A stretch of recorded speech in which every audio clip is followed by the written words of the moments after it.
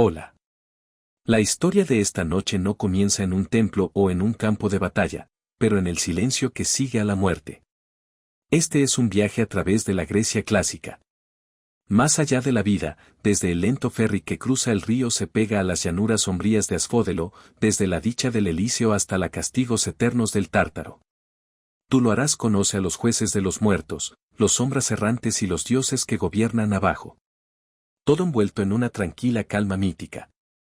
Si este tipo de narración te ayuda, descansa, siéntete libre de darle me gusta al video y suscribir, pero solo si realmente te trae paz, y déjame saber en los comentarios desde donde estás escuchando y a qué hora es ahora mismo. Siempre es extrañamente reconfortante saberlo. ¿Quién más está ahí fuera dejándose llevar? El mismo mito silencioso. Así que atenúa las luces, deja que el mundo caiga lejos, y flotar suavemente a través de los antiguos caminos de los muertos. Hay un curioso silencio en el camino. Los antiguos griegos se acercaban a la muerte. No fuertes lamentos, aunque eso también ocurrió, y a veces de forma bastante dramática, sino más bien una sensación de que la muerte era algo ordinario e inevitable, muy parecido a la lluvia sobre un techo de arcilla. Al final, llegó para todos, incluso para los semidioses, los reyes, los guerreros con historias cantadas sobre ellos. Un minuto estabais discutiendo filosofía en el ágora, al siguiente eras una pálida brisna de tú mismo esperando un barco. El antiguo los griegos no tenían una visión unificada de muerte. Sus creencias evolucionaron con el tiempo. De la poesía épica de Homero, donde la otra vida era más o menos una sombra. Sala de espera, a la refinada filosofías de Platón y Pitágoras, quien propuso la reencarnación y la purificación del alma. Pero aun cuando sus doctrinas espirituales cambió, permaneció constante hilo de ritual, reverencia y justicia, el más leve atisbo de pavor. A medida que se acercaba la muerte, la familia impulsado a la acción. Los miembros de la familia se reunieron alrededor de la cama. Si fueras rico o de alguna familia local importancia, el asunto podría ser algo magnífico. Si fueras un humilde granjero, tal vez. Solo sé tu esposa, tu hija y un vecino que te debía 2 cabras y un apretón de manos. Aún así, alguien estaría allí. Los griegos creían que morir solo era una cosa antinatural, un desequilibrio de algún tipo. Cuando se acercaba el final, el propio Thanos se cree que aparece. A diferencia de los modernos personificaciones de la muerte, Thanos no era especialmente aterrador. No estaba encapuchado ni era esquelético. En cambio, lo imaginaban como un hombre tranquilo, juventud alada, serena y eficiente. A menudo se le representaba con su hermano Hipnos, el dios del sueño. La muerte y el sueño eran primos cercanos. Después de todo, y en muchos sentidos, el sueño era un ensayo para la muerte, solo que con un suave almohada. Thanos, cuando llegó, no traía una guadaña. Llevaba una espada, pequeña y ceremonial, con el que cortó un mechón del cabello del moribundo. Este gesto simbólico liberó el alma, la psique del Trodi. La psique no era un espíritu dramático ni fantasma. A menudo se le representaba como un pequeño delicada mariposa o un soplo, algo ligero, algo fugaz. Se deslizó de los labios silenciosamente y desapareció en el aire. Una vez que el alma se había ido, el trabajo de la vida comenzó. El cuerpo era lavado inmediatamente, por lo general por parientes femeninas, y luego ungido con aceite. Este fue un momento de cuidado y también de deber. Los muertos merecían respeto y los dioses del inframundo, entre ellos Hades, prestó atención a estas cosas. Luego se vestía el cuerpo, a menudo con el mismo atuendo. La mejor ropa de la persona. En ocasiones se puede colocar una corona en el cabeza o el cuerpo tendido con los brazos cruzados, ojos cerrados. Los muertos no estaban hechos para parecer dormido, estaban destinados a lucir digna. Este periodo, conocido como el trazado, se llamó la profecía. Ocurría en casa y a menudo duraba un día o 2. Los visitantes vendrían a pagar respetos y aquí fue donde comenzaron las lamentaciones. Lamentar una muerte propiamente en la antigua Grecia no era un asunto tranquilo, las mujeres se lamentaban y se rasgaban los sesos. Prendas de vestir, se rascaron las mejillas. Algunas familias contrataron dolientes profesionales quien podría elevar el tono del dolor a alturas soporáticas. Cuanto más fuerte y apasionado sea el cuanto más de luto se hace, más se honra a los muertos. Aunque claro, si no lo fueras. Especialmente popular en la vida, la habitación podría ser un poco más tranquilo. Reformadores posteriores como Solón sintieron todo esto. Los lloriqueos fueron un poco excesivos. En Atenas se aprobaron leyes que limitaban la forma en que cuánto ruido se podría hacer y por cuánto tiempo largo. La idea era que el duelo debería ser ordenado, no performativo. Pero uno sospecha que en muchos hogares la tradición siguió triunfando legislación. Después de esto vino la ecora, el funeral. Procesión. Por lo general, esto ocurría justo antes amanecer cuando el mundo todavía estaba oscuro y suave. El cuerpo fue sacado de la casa en una cerveza de madera, a menudo hecha por parientes varones. Le seguiría un pequeño grupo. Familia, amigos, tal vez un flautista. Música. Sí, pero lento y sombrío, como una procesión a través de una espesa niebla. Los griegos enterraron a sus muertos justo fuera de la ciudad paredes. Los cementerios bordeaban las calles en filas ordenadas, las lápidas llevan inscripciones y tallas sencillas. Se podría mostrar a una mujer sentada con un huso en su regazo. Un hombre de pie al lado de una columna extendiendo una mano en despedida. Estas no eran escenas de drama. Ellos eran momentos tranquilos congelados en piedra. El entierro era importante, esencial de hecho. Sin entierro, el alma no podría cruzar hacia la otra vida. Se quedaría en las orillas del río. El río. Sin nombre, olvidado, incapaz de descansar. Por eso los griegos consideró que negarle el entierro a alguien era una forma de crueldad. El mito de Antigonía nos lo dice. Su hermano Pollines negó la propiedad. Los derechos se convirtieron en una especie de prueba moral para los vivos. ¿Se obedeció al Estado? ¿O la ley más profunda de los dioses? En la época de Homero, la cremación era más común, particularmente entre los guerreros. Sus cenizas fueron depositadas en urnas ornamentadas. Y enterrado con ofrendas. Más tarde, el entierro se convirtió en la norma. Pero en ambos casos, los rituales esenciales permaneció. Un detalle se mantuvo constante a lo largo de tiempo. La moneda. Antes del entierro, una moneda, típicamente una oble, se colocaba ya sea en la boca de los muertos o sobre los ojos. Este fue el pago para Charon, el hombre hada, quien cabalgó almas a través del río Palos. Sin la moneda, Charon no podría volar. Tú te quedarías vagando atrás la orilla durante 100 años. No billete, sin viaje. Fue sombrío pensamiento. Y así la moneda nunca fue olvidado. Junto con la moneda, a veces se colocaban ofrendas en el tumba. Comida, bebida, pequeñas herramientas o fichas. Para los niños, un juguete favorito. Para los guerreros, quizás una lanza rota. Estos no estaban destinados a ser útiles. Exactamente. Más simbólico. Un gesto que decía, te recordamos. Aquí hay cosas que importaron. Muerte, a pesar de su carácter definitivo, no cortó la vínculo entre los vivos y los muertos. Se visitaron las tumbas. Las ofrendas fueron hecho. En ciertos días se hacían libaciones. Vertido. Leche, miel, vino, un poco de cebada, pan. A veces los vivos susurró oraciones y limpió el piedras. No fue solo por el bien de memoria, pero por seguridad. Los muertos, si se ignora, podría inquietarse. Los fantasmas en el pensamiento griego no eran comunes. Eran malévolos, pero persistentes. A alma negada de sus derechos u olvidada podría regresar, no como un espectro con cadenas, sino como una presencia, un viento frío, un sueño, una enfermedad que ningún médico pudo curar. Nombre. Para evitar esto, los griegos mantuvieron fiestas para los muertos. El más famoso fue la Antestia celebrada en Atenas.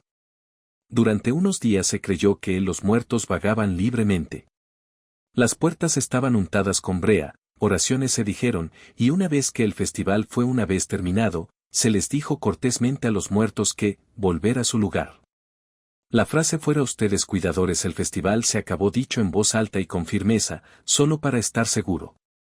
Entre los filósofos la muerte era un tema de fascinación sin fin. Sócrates, cuando fue condenado a muerte, bebió su cicuta discutiendo tranquilamente la naturaleza del alma hasta su último aliento. En los diálogos de Platón, se describe la muerte como una liberación, una oportunidad para que el alma perseguir la verdad sin las distracciones del cuerpo. Para Pitágoras y sus seguidores, el alma era eterna, pasajera de una vida a otra en un gran ciclo, cada muerte es solo una parada en el camino. Incluso Epicuro, que negó la existencia de una vida después de la muerte en su conjunto, tenía consejos que ofrecer. ¿Por qué temer a la muerte?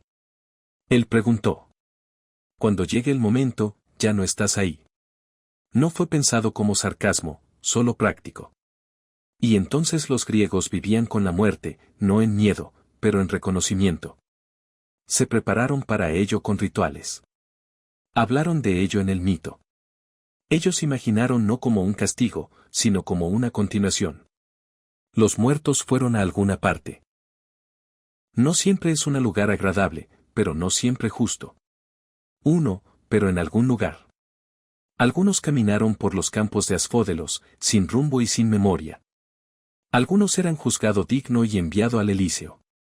Otros, los desafortunados o los malvados, cayeron en el Tártaro. Y muy pocos decidieron regresar, para intentarlo. De nuevo con mejores opciones la próxima vez. Pero todo eso, los ríos, los jueces, los interminables prados del crepúsculo que llegan más tarde. Por ahora el alma está quieta a la deriva. La familia ha abandonado la tumba. La moneda yace fría bajo la tierra. El río espera, y a lo lejos, una pequeña embarcación comienza a moverse. El viaje a la otra vida griega comenzó oficialmente no con la muerte, sino con la llegada a una orilla del río. Un lugar oscuro y tranquilo que tarareó con atemporalidad. No había cantos de pájaros, ni brisas, solo el suave silencio del agua y el arroyo lejano de Ous. Fue aquí donde los muertos esperaban, con la moneda en la mano. O si alguien lo había olvidado, quizás con las palmas vacías y cada vez más preocupado. Esta orilla del río no era una metáfora, al menos no para los griegos. Fue un lugar físico al que llegó el alma después muerte. El río más comúnmente nombrado fue el Palos, cuyo nombre es bastante dramático, se traduce como el odioso. Pero ahí había otros. El Aarón, el río de la aflicción, era otro candidato popular y luego estaba el frondoso, el río del olvido. En general, la otra vida griega tenía más vías fluviales que Venecia, aunque con mucha más menos vino y mucho más miedo. Pero el detalle más importante, el característica que transformó este lugar de un pantano sombrío en el primer burócrata, el punto de control de la eternidad, era el hombre de las hadas. Karen. Es quizás uno de los más figuras reconocibles en toda Grecia mito. Incluso si nunca has estado del todo seguro de cómo pronunciar su nombre, es Cayón. Para que conste, aunque él no parece el tipo que te corrige. El trabajo de Charon era sencillo. Para transportar el almas de los muertos a través del río hacia el reino del Hades. Pero como cualquier servicio de transporte vale la pena, Charon cobró un precio justo. Y a diferencia de su conductor de autobús local, él no acepté excusas. Sin monedas no se puede cruzar. La ofrenda tradicional era un obl, una pequeña moneda de plata de valor mínimo. A menudo se colocaba debajo de la lengua. O sobre los ojos de los muertos antes entierro. Una práctica conocida como danak. No se trataba de riqueza. Se trataba de protocolo. Charon no regateó. Una moneda, un paso, ninguna moneda, y tú esperé y esperé y esperé. Para los antiguos griegos, esto no era solo un pintoresco detalle mitológico. Fue una verdadera preocupación. Las familias se aseguraron absolutamente de que los fallecidos tenían listo su pago. Ser enterrado sin una moneda era arriesgarse a un siglo de limbo fantasmal, vagando por el orillas de los palos, susurrando en la oscuridad, Y esperando que algún día alguien lo hiciera, te recordaré el tiempo suficiente para lanzar una moneda a tu manera. En otras palabras, fue algo así como estar atrapado en una fila a la frontera más deprimente del mundo control sin la documentación adecuada. Y Karen no ayudó. A principios de representaciones, no es aterrador exactamente, pero ciertamente antipático. Viejo, barbudo y sombrío, con ojos que no ver nada y, sin embargo, no perderse nada. Él se encontraba en su ferry, a menudo un simple esquife de fondo plano, pértiga en mano, esperando en silencio mientras los muertos se acercaban. No hubo instrucciones, se esperaba que supieras qué hacer. Adelante, presenta tu feria, junta el barco, y luego sentarse en silencio mientras el río pasó por debajo de ti. Este viaje no fue breve ni tampoco pintoresco. Los palos no eran un paseo en góndola, ni un paseo suave. A la deriva bajo la luz de la luna. Estaba oscuro, completamente quieto en algunos lugares, agitándose en otros. Nadie habló. Incluso el Faiderrajiman rara vez pronunciaba una palabra. Él montó. Los muertos se quedaron mirando. Ocasionalmente, algo se movió en el agua, pero fue mejor no preguntar. Ahora bien, vale la pena señalar que Karen no actuó sola. El inframundo griego estaba lleno de sistemas, algunas superpuestas, otras contradictorias, como una versión antigua del código tributario. Pero Karen siguió siendo una de las pocas constantes. Apareció en Homero, en Virgilio. A Nérida, en innumerables pinturas sobre jarrones, arte anderario. Siempre el mismo papel, paso de un lado al otro. El nombre, curiosamente, puede derivar de la palabra cherapos, que significa mirada feroz o de ojos agudos, aunque para ser justos, el trabajo consistía en remar almas a través de un río maldito por la eternidad, probablemente desarrollar cierta agudeza en la mirada, también. Algunas fuentes sugieren que Caronte era un hijo de Arabus, la oscuridad y Nix, caballero, lo cual lo resume bastante bien. No mal, no cruel, simplemente lo natural. Consecuencia de donde viene. Él no odiaba a los muertos. Él simplemente no lo hizo. No me preocupo mucho por ellos tampoco. Su papel era funcional.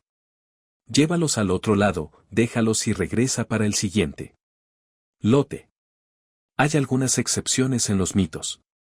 Héroes que logran hablar con Karen o incluso sobornarlo, pero estos son raros. A Karen no la convencen fácilmente. No pasas milenios jugando con gafas de un lado a otro sin aprender a resistirse a un buen discurso de ventas. Orfeo, por ejemplo, logra encantarlo con música. Pero era un caso especial. No muchos mortales llevan en su seno un mentiroso que pueda llorar hasta a los árboles. Y además, Karen solo lo dejó pasar porque era Hades lo hará. Estos Seekerhouse intentaron famosamente colarse en el inframundo para secuestrar Pesfanía. Sí, secuestraron, pero fueron capturados y castigados. Se sospecha que eran. No es especialmente persuasivo. Incluso Heracles, con toda su fuerza y bravuconería, necesitaba permiso divino para aprobar. Se dice que aterrorizó mucho a Karen. Que el barquero tenía que ser castigado después por permitir que un hombre vivo a bordo. Puedes imaginar a Karen temblando a su regreso, susurró levemente, él ni siquiera pagué. El hecho de que la mayoría de los mortales no hablaran durante la travesía no fue solo una cuestión de etiqueta. Una vez que el alma subió al barco de Karen, comenzó a cambiar. Su recuerdo ya se estaba desvaneciendo. En la visión de Homero sobre el más allá, los muertos eran sombras, insustanciales, sin emociones, apenas capaz de hablar más allá de un susurro. Este proceso de desvanecimiento comenzó temprano, a menudo durante la propia travesía. Algunos los filósofos posteriores sugirieron que el río era simbólico, que el agua representaba la frontera entre el conocimiento y desconocido, entre la identidad y disolución. El viaje a través no fue solo físico, era metafísico, un lavado del ego, una disolución de uno mismo, lo que hace que uno se pregunte que así se veía la vista desde el barco de Karen. ¿Hizo los bancos se alejan o se desdibujan? ¿Lo hizo? ¿El cielo permanece visible? ¿Llevó el agua? ¿Reflexiones o estaba demasiado oscuro? ¿Lo hizo? Los muertos a veces intentan hablar. ¿Lo hizo Karen? ¿Alguna vez escuchaste? Nunca lo sabremos. Pero los griegos seguramente imaginaron la escena en rico detalle en el arte de la vertiente, el río está bordeado con cañas. El barco es pequeño, casi es ridículo. Las almas se agacharon juntas, sus formas ya se desvanecen en el neblina. Karen permanece de pie atrás, impasible, poste firme en sus manos. El río se extiende hacia afuera sin claridad destino a la vista. Al final, él aparecería a la otra orilla y allí el verdadero viaje comenzaría. Los muertos bajé del barco y encontré ellos mismos en un extraño plano oscuro. A veces se describía como una especie de pantano, otras veces como campo disperso con asfódelo, una flor pálida y fantasmal asociado con el olvido y mediocridad. En cualquier caso, no era el paraíso. No todavía. Primero había que juzgar el alma. Pero el cruce en sí, ese breve momento entre el aliento y el juicio, fue su propia historia. Un viaje tranquilo y lento hacia lo desconocido. No violento, no ardiente, solo quietud, y el arroyo de madera y el sonido de los oús sumergiéndose en agua negra. Para los griegos, esta imagen era mucho más poderoso que cualquier ángel con alas o demonio con cuernos. Él no fue lo que viste lo que te asustó. Fue lo que no hiciste. La ausencia de calor. El silencio. La sensación de que el nombre todavía estaba contigo, pero se te escapó. Lejos. Y Karen, él simplemente siguió remando. ¿Qué pasa si un alma intenta cruzar sin pagar? Esa pregunta rondaba la cultura griega. El idea de que uno podría morir sin preparación, no solo espiritualmente, sino también financieramente, fue profundamente inquietante. Fue un poco como morir sin testamento. Solo que con mucho más metafísico consecuencias. Estas almas, las no sepultadas o las no pagadas, se llamaban tapio. No pudieron cruzar. Se quedaron flotando en el borde del río, desorientado, olvidado. En los mitos, aparecen como quejumbrosos. Cifras, siempre alcanzando, siempre espera. Algunos se dejaron llevar hacia el mundo de la viviendo, convirtiéndose en fantasmas. Otros permanecieron en la orilla, murmurando suavemente en lenguas que hace tiempo que están muertas. En esto, los griegos expresaron una verdad que todavía hoy conocemos. Miedo. Morir es inevitable. Pero ser olvidado, ese es el verdadero castigo. Así que Karen, a pesar de su semblante sombrío, también ofreció una especie de misericordia, paso, finalización, un camino a seguir, incluso si el camino conducía a las sombras. Con el tiempo, Karen la imagen evolucionaría. Los romanos lo adoptaron, por supuesto, no renombrar nada por una vez y agregar más destello teatral. En la época medieval la imaginería cristiana se transformó en un símbolo de condenación. En la cultura moderna, a menudo aparece como otra variante más de la muerte misma, remando con manos esqueléticas. Pero en él la imaginación griega siguió siendo lo que era. Siempre fue, una figura necesaria, no cruel, no amable, simplemente presente, confiable de alguna manera. ¿Sabías que él estaría allí, con el palo en la mano, esperando en el niebla, si tuvieras la moneda? Si usted no lo hiciste, bueno, solo esperemos que tu familia recordad. Y así el río se extiende. El barco se desvanece en el niebla, y el alma, silenciosa y solitaria, se desplaza hacia su próximo destino. Pero no lo seguiremos todavía. Lo mejor es quédate aquí junto a la orilla del río durante un rato. Un poco más de tiempo.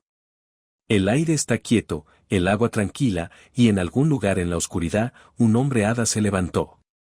Después del viaje en ferry a través del río, ya sean los palos o el Aarón, dependiendo de su fuente mitológica, el alma del difunto se encontró en la otra orilla, de pie al borde del inframundo adecuado. El barco desapareció detrás como si hubiera. Nunca he estado allí. Sin viajes de regreso, no segundas oportunidades, solo el débil sonido del mineral de Karen se desvanece en la sombra. Más allá se encontraban las puertas del más allá. No eran dorados. No brillaban. Ninguna trompeta anunció tu llegada. Si cualquier cosa, la entrada estaba marcada por una quietud desconcertante, como el momento justo antes de se abre una oficina burocrática, y el empleado detrás de la ventana mira hacia arriba con ojos cansados y dice, siguiente. Porque eso es exactamente lo que viene a continuación. La etapa del más allá se parecía a una burocracia. Ni caótico, ni cruel, simplemente ordenado, impersonal y eterno. Antes de que cualquier alma pudiera continuar hacia el prados o pozos más allá, tenía que ser juzgado, clasificado, sellado, por así decirlo, por las autoridades celestiales. Los griegos, siempre aficionados a los sistemas, se dispuso que 3 jueces se encargaran de esto. Trabajar. Cada uno inmortal, una vez famoso por su sabiduría, ahora promovida póstumamente para gestionar la interminable cola de gafas. Sus nombres eran Minos, Radamanto y Ayakis, los 3 grandes jueces de los muertos. No dioses, claro está. No gobernaron el inframundo. Ese trabajo pertenecía a Hades y Pespanani, que se mantuvo mayormente distante de estos procedimientos. Los jueces eran más bien funcionarios superiores. En una aduana divina, respetada, competente y ligeramente aterrador en su eficiencia. Vamos a conocerlos. Minos, el más famoso del trío, había gobernado una vez a Cree. Sí, ese Minos, el que tiene la Minotauro en el laberinto, el que exigió tributos atenienses y terminó causando un sinfín de problemas para los héroes con espadas. En vida, él era un rey. En la muerte, una juez.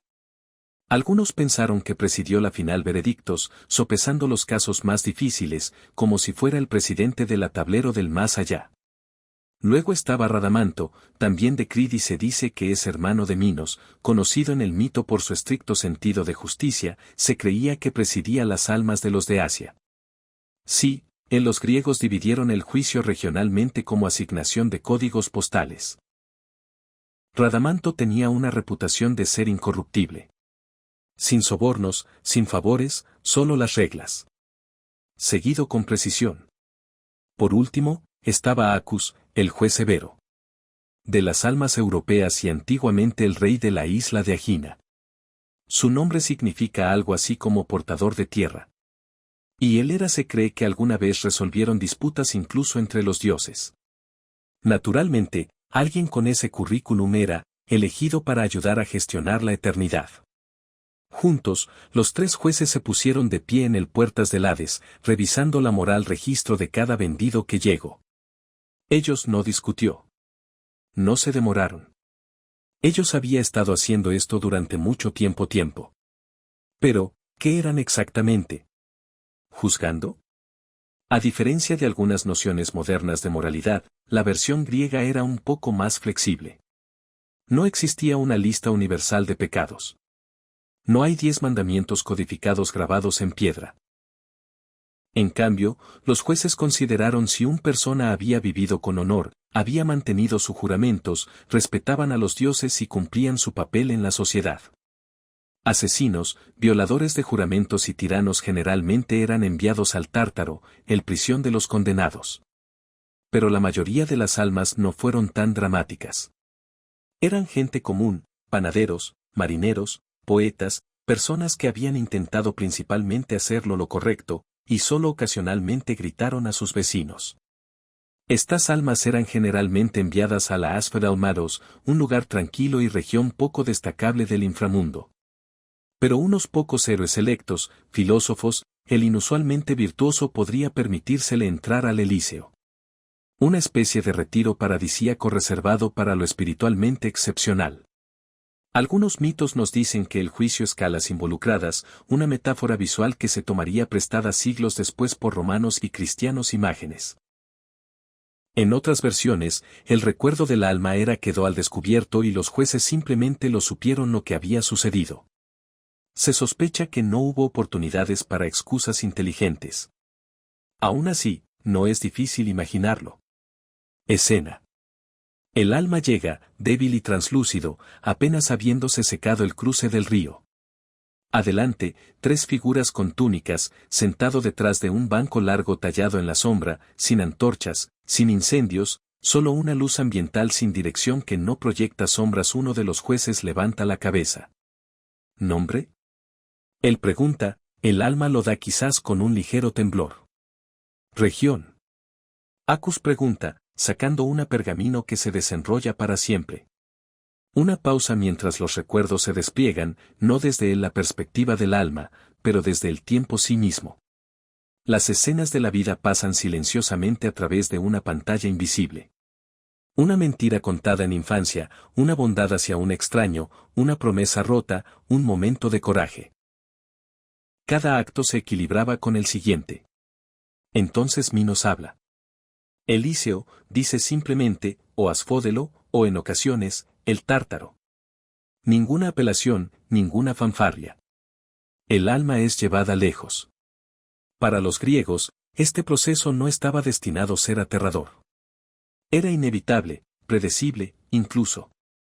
La otra vida no fue una lotería. Fue una auditoría. Por supuesto, no todas las almas se fueron en silencio. Algunos mitos hablan de jueces que eran indulgentes. Otros sugieren que podrían ser severos con el punto de la crueldad. En órfico tradiciones, creencias místicas que ofrecían esperanza de una mejor vida después de la muerte para los iniciados. La sentencia podría ser anulada por completo si uno tuviera el conocimiento correcto y vivió una vida pura. Estas sectas hablaban del alma. Liberación del ciclo del renacimiento. Pero para el griego medio, el juicio era simplemente parte del proceso. Incluso los héroes tuve que enfrentarlo. Cuando Aquiles llegó, todavía erizado por su muerte, los jueces escucharon. Cuando Odysseus visitó el inframundo en la Odisea de Homero, habló con las sombras que ya había pasado por el juicio y ahora estaban atrapados en sus reinos asignados. No se quejaron. Ellos simplemente existían. En ocasiones, los propios jueces apareció en otros mitos.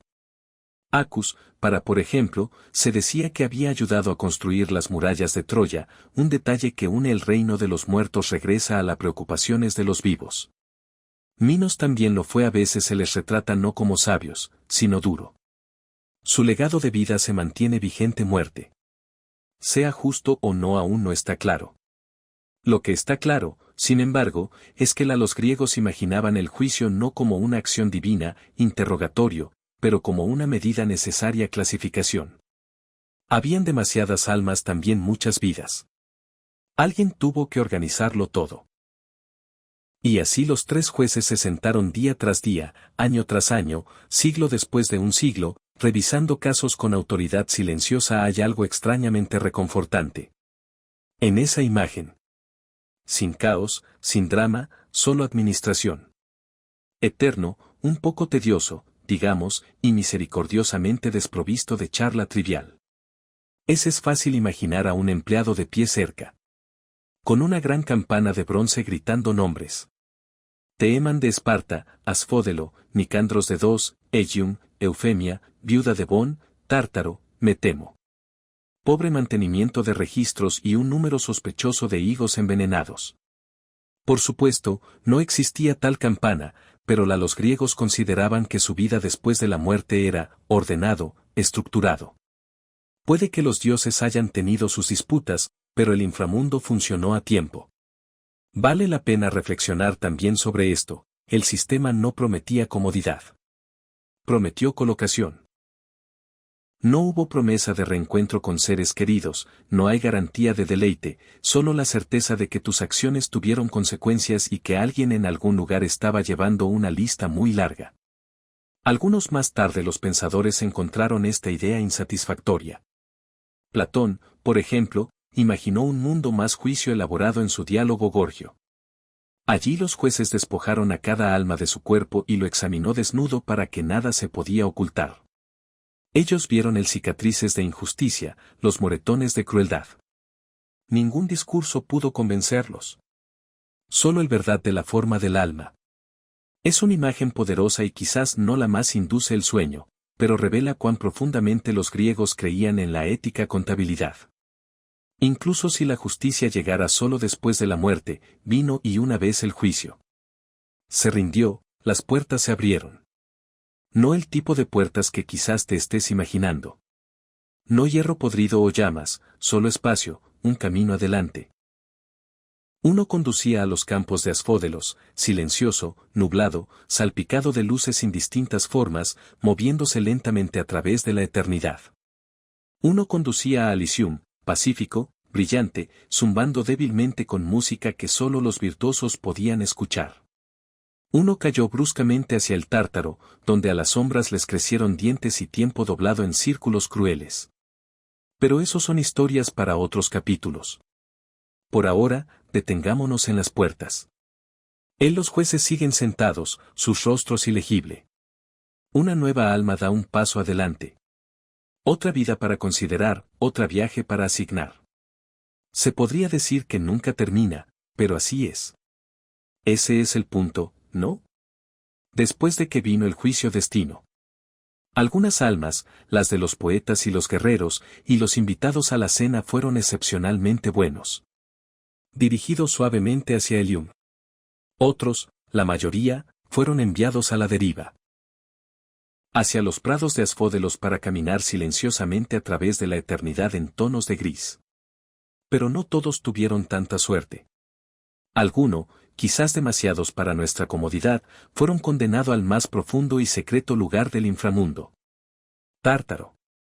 Ahora hablar del Tártaro es cambiar de tema. Tono. Atrás quedaron los suaves prados y jueces silenciosos. Tártaro no es gentil. Él no es justo. Y ciertamente no lo es. Aburrido, aunque es eterno. Y la repetición, como bien sabían los griegos, tiene una forma de convertir incluso el tormento en algo terriblemente aburrido.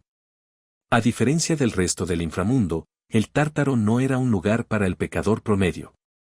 No terminaste aquí por robar. Pan o saltarse sacrificios. Este era un reino reservado para los peores. Infractores. Aquellos que desafiaron a los dioses, rompieron lo sagrado. Juramentos, o intentó derrocar al Olimpo sí mismo. No faltas, sino divinas delitos graves. Y no os equivoquéis, el Tártaro no era solo una sección del inframundo. Fue más viejo. De hecho, fue un primigenio ser por derecho propio. En Eisart's teogonía, el Tártaro no es una prisión, sino una deidad. Uno de los primeros elementos de existencia junto a Caos, Gia, el tierra, y So, amor. Por supuesto, los dioses. No construí Tartris. Lo descubrieron como una cueva en la que nadie quiere entrar dos veces. Geográficamente, si tal término significa cualquier cosa en el reino de los muertos, el Tártaro se encontraba muy por debajo de la tierra, más allá incluso del dominio del Hades.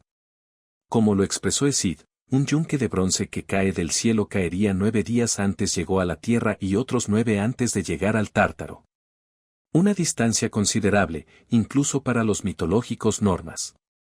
No era tanto subterráneo como debajo de la tierra. Existencia. Más allá de todo, los primeros habitantes del Tártaro fueron los titanes. Después de que los dioses olímpicos derrotaron a los titanes en la gran guerra conocida como la Titanomachi, Zeus y sus hermanos hicieron lo que cualquier recién llegado. Un régimen victorioso lo haría. Ellos encerraron hasta los viejos gobernantes en lo profundo donde nadie podía oírlos quejarse o planear algo. Regresar. Cronis, el padre de Zeus, fue arrojado con sus aliados al abismo. Encadenados, olvidados o casi olvidado. Zeus nombró guardias porque incluso en mitología, ninguna prisión está completa sin guardianes. Estos eran los Hecatonkairs, los gigantes de 100 manos. Cada uno tenía 50 cabezas y 100 brazos, lo que presumiblemente hizo que los cacheos fueran muy eficientes. Habían estado encarcelados una vez ellos mismos, por lo que su lealtad al Olimpo era bastante firme. Los titanes no fueron exactamente torturados, no como los que llegaron después, pero ellos estaban atados en la oscuridad, sujetados en su lugar con cadenas forjadas por astas, reforzado por mandato divino. No iban a ninguna parte. Aún así, no estuvieron solos por mucho tiempo. Porque muy pronto, el Tártaro se convirtió en el destino para una clase especial de alma. Los irremediablemente ambiciosos, los arrogantemente inteligente, imperdonablemente desafiante. Aquellos que presionaron demasiado y pagaron por ello no con la muerte. Al fin y al cabo, todo el mundo muere. Pero con castigo. Empecemos con Seispus. Un rey en vida y, según todos los indicios, bastante inteligente. Demasiado inteligente. De hecho, Seispus cometió el error de engañar a la muerte. No una vez, sino 2 veces. Cuando Bantos llegó a recogerlo la primera vez, Cepus lo engañó y lo encerró en cadenas. Como resultado, nadie en la tierra podría morir. Esto causó problemas. Las batallas continuaron sin fin. Las lesiones se acumularon y el mundo entero empezó a sentirse antinaturalmente hinchado. Al final, el propio Aries tuvo que intervenir, liberar a Thanos y arrastrar a Cepus de vuelta al inframundo. Pero aún así, Cepus tenía una más. Truco. Le dijo a su esposa que no realizara el derechos de entierro adecuados. Luego, una vez en el inframundo, se quejó a Pespanani sobre esta gran injusticia, convenciéndonos ella lo dejó regresar brevemente para regañarlo. Su esposa. Una vez de vuelta entre los vivos, él se quedó hasta que lo arrastraron de vuelta para siempre. Por este desafío, el castigo era elegantemente inútil.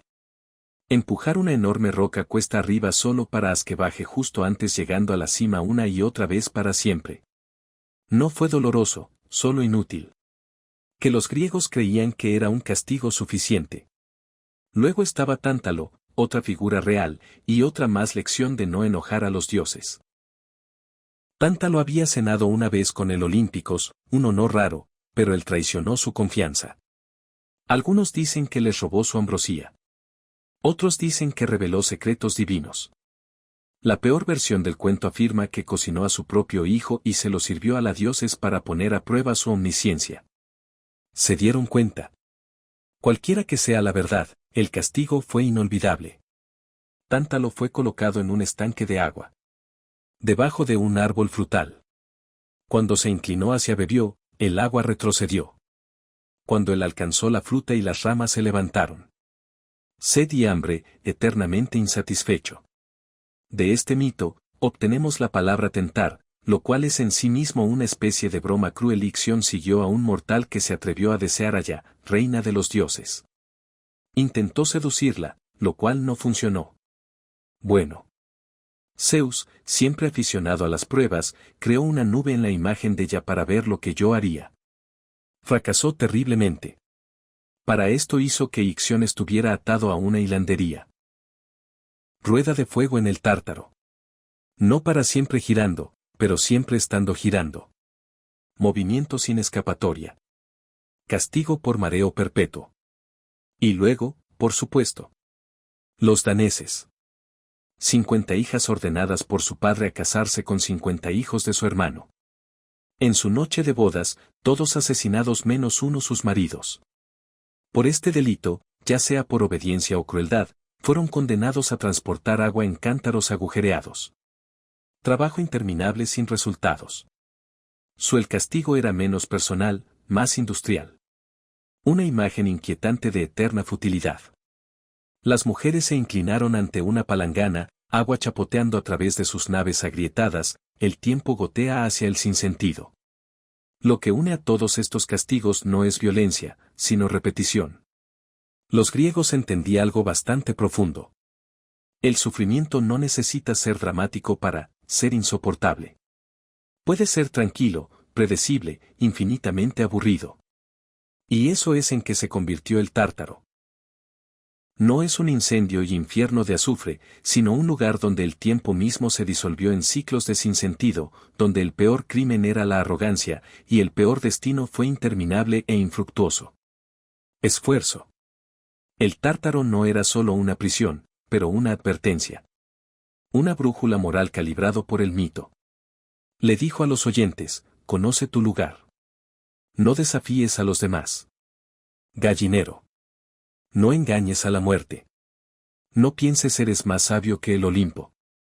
En ese sentido, el Tártaro no era malo. Él era legal y rígido. Obedecía reglas que los mortales se habían roto. No me hizo ninguna gracia en castigo. Simplemente lo llevó a cabo. Algunas versiones del mito sugieren que los condenados podrían eventualmente ser liberados o al menos olvidados, pero la mayoría de los relatos son menos optimistas. El Tártaro es definitivo. La roca rueda, la rueda gira, el agua gotea. Incluso el paisaje refleja esto. Desesperación. Las descripciones son escasas, en su mayoría negras, ocasionalmente brilla con un frío extraño luz. Las paredes gotean algo que no agua tranquila. No hay estrellas, no viento, solo ecos.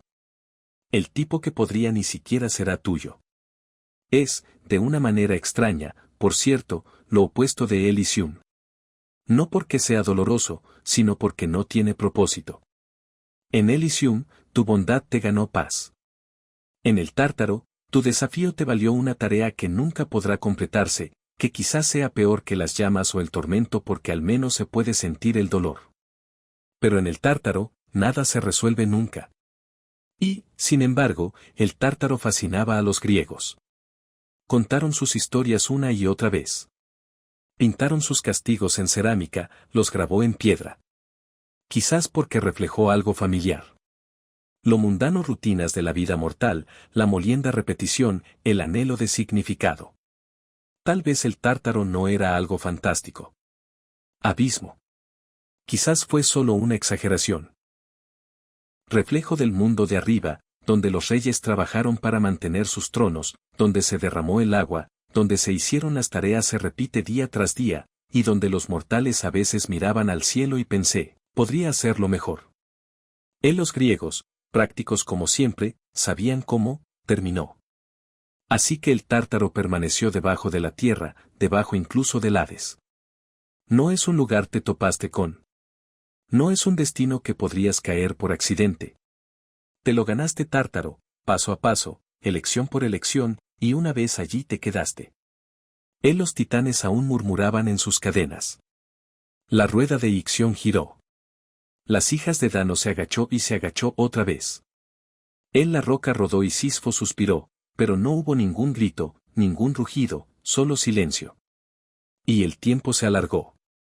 Y muy por encima del mundo continuó inconsciente. Después de todo el juicio, castigo y tormento poético que hemos visto en el inframundo hasta ahora, podría ser preguntándose qué pasó con todos demás. Seguramente no todas las almas eran embaucadoras, tirano, o semidios con un ego desmesurado y una espada de bronce. La mayoría de las personas, después de todo, no eran ni santo ni monstruoso. Eran agricultores, parteras, pastores, alfareros, personas que vivieron y murieron sin nunca derribar a un sikh. Lope o seducir a un dios. Las masas silenciosas. Y para estos, los griegos imaginaron un lugar no de recompensa y no de castigo, pero de persistencia neutralidad. Bienvenidos a los campos de Aspodel. La planta de Asfódelo en sí es bastante nada destacable, una flor pálida y delgada que crece en terrenos rocosos.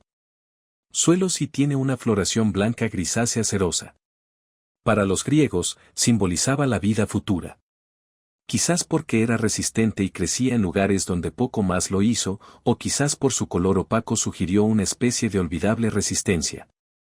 De cualquier manera, los prados de Aspodel se cree que es el lugar donde terminan la mayoría de las almas. Ni los malvados, ni los heroicos, solo los el resto, la gran mayoría. Un gran murmullo colectivo de la promedio. En la Odisea de Homero, cuando Odisius desciende al inframundo y habla con los muertos, no los encuentra a ellos festejando en salones dorados o siendo perseguido por perros del infierno. Él los encuentra a la deriva, sombras con voces tenues. Almas que recuerdan poco, que hablan lentamente como si sus palabras debieran cruzar un gran niebla antes de llegar a sus desembocaduras. Es aquí donde conoce a Aquiles, una vez el guerrero más grande de los griegos.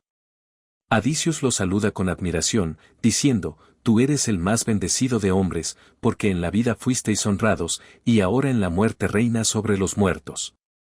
Pero Aquiles responde con una frase que todavía se sobresalta. No intentes consolar a mí. Preferiría ser sirviente de un más pobre hombre en la tierra que rey de todos los muertos. Y ahí está. El Asfódelo, los campos no eran un infierno. No lo eran dolorosos, pero tampoco agradables. no eran gran cosa. Las almas que entramos en estos prados y no fuimos torturados. Ellos simplemente existían, vagando entre las flores pálidas sin hambre, sin descanso, sin deseo. No había sentido del tiempo, no memoria real, solo una vaga conciencia de haber estado vivo una vez. De haber estado vivo una vez significaba algo ahora. Uno podría preguntarse, ¿es eso realmente tan malo? Quizás no. Para los griegos, los campos de Asfódelos eran más melancólico que malévolo. No pretendieron asustar a nadie con esta visión. Simplemente reflejaban lo que lo vieron en la vida. La mayoría de la gente no lo era. Héroes. La mayoría de las vidas terminaron en silencio y la otra vida reflejó esa quietud. En los campos de Asfódelos no estaban cercados ni guardados. No había muros, ni puertas, solo una extensión interminable de grisáceo flores bajo un cielo sin color, sin sol, sin luna, solo una suave luz ambiental que no proyectaba sombras. Imagínate caminando por un campo al anochecer, donde el aire nunca cambia y cada la dirección se siente igual. Ahora imagina haciendo eso para siempre. Es posible que pases por otros tonos. Podrías incluso reconocer uno. Pero la conversación fue extraño. Incluso los recuerdos se desvanecieron. En algunas historias, las almas no tenían memoria en absoluto. Todo.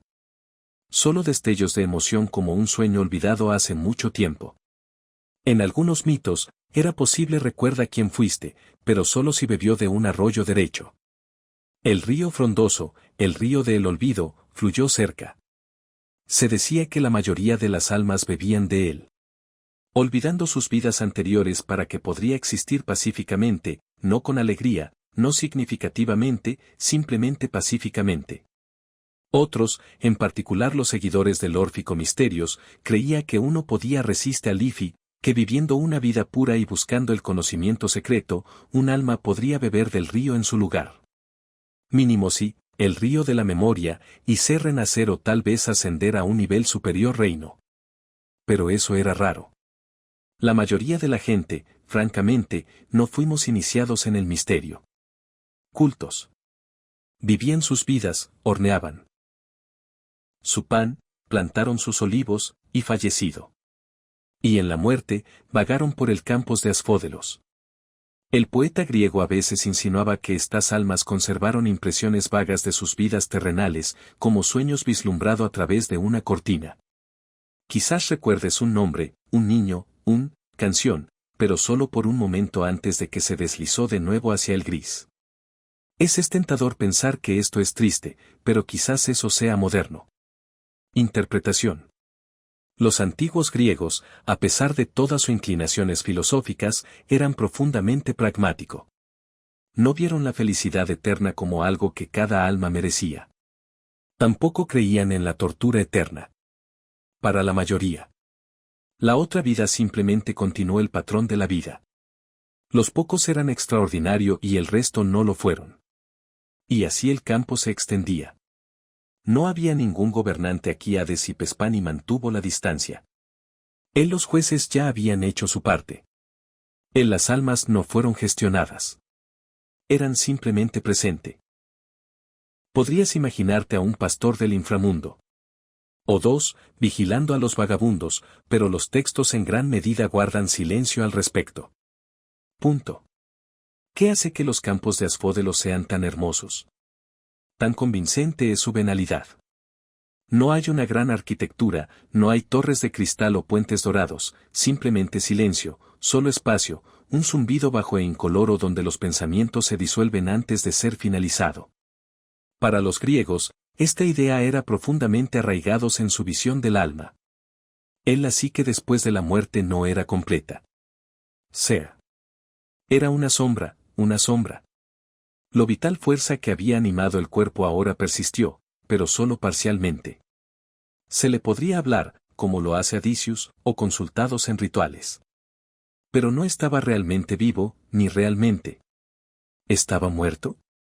Fue algo en entre. Y ese intermedio definido los campos de Asfódelos, un estado no de tormento, pero de ausencia, no de pena, sino silencio.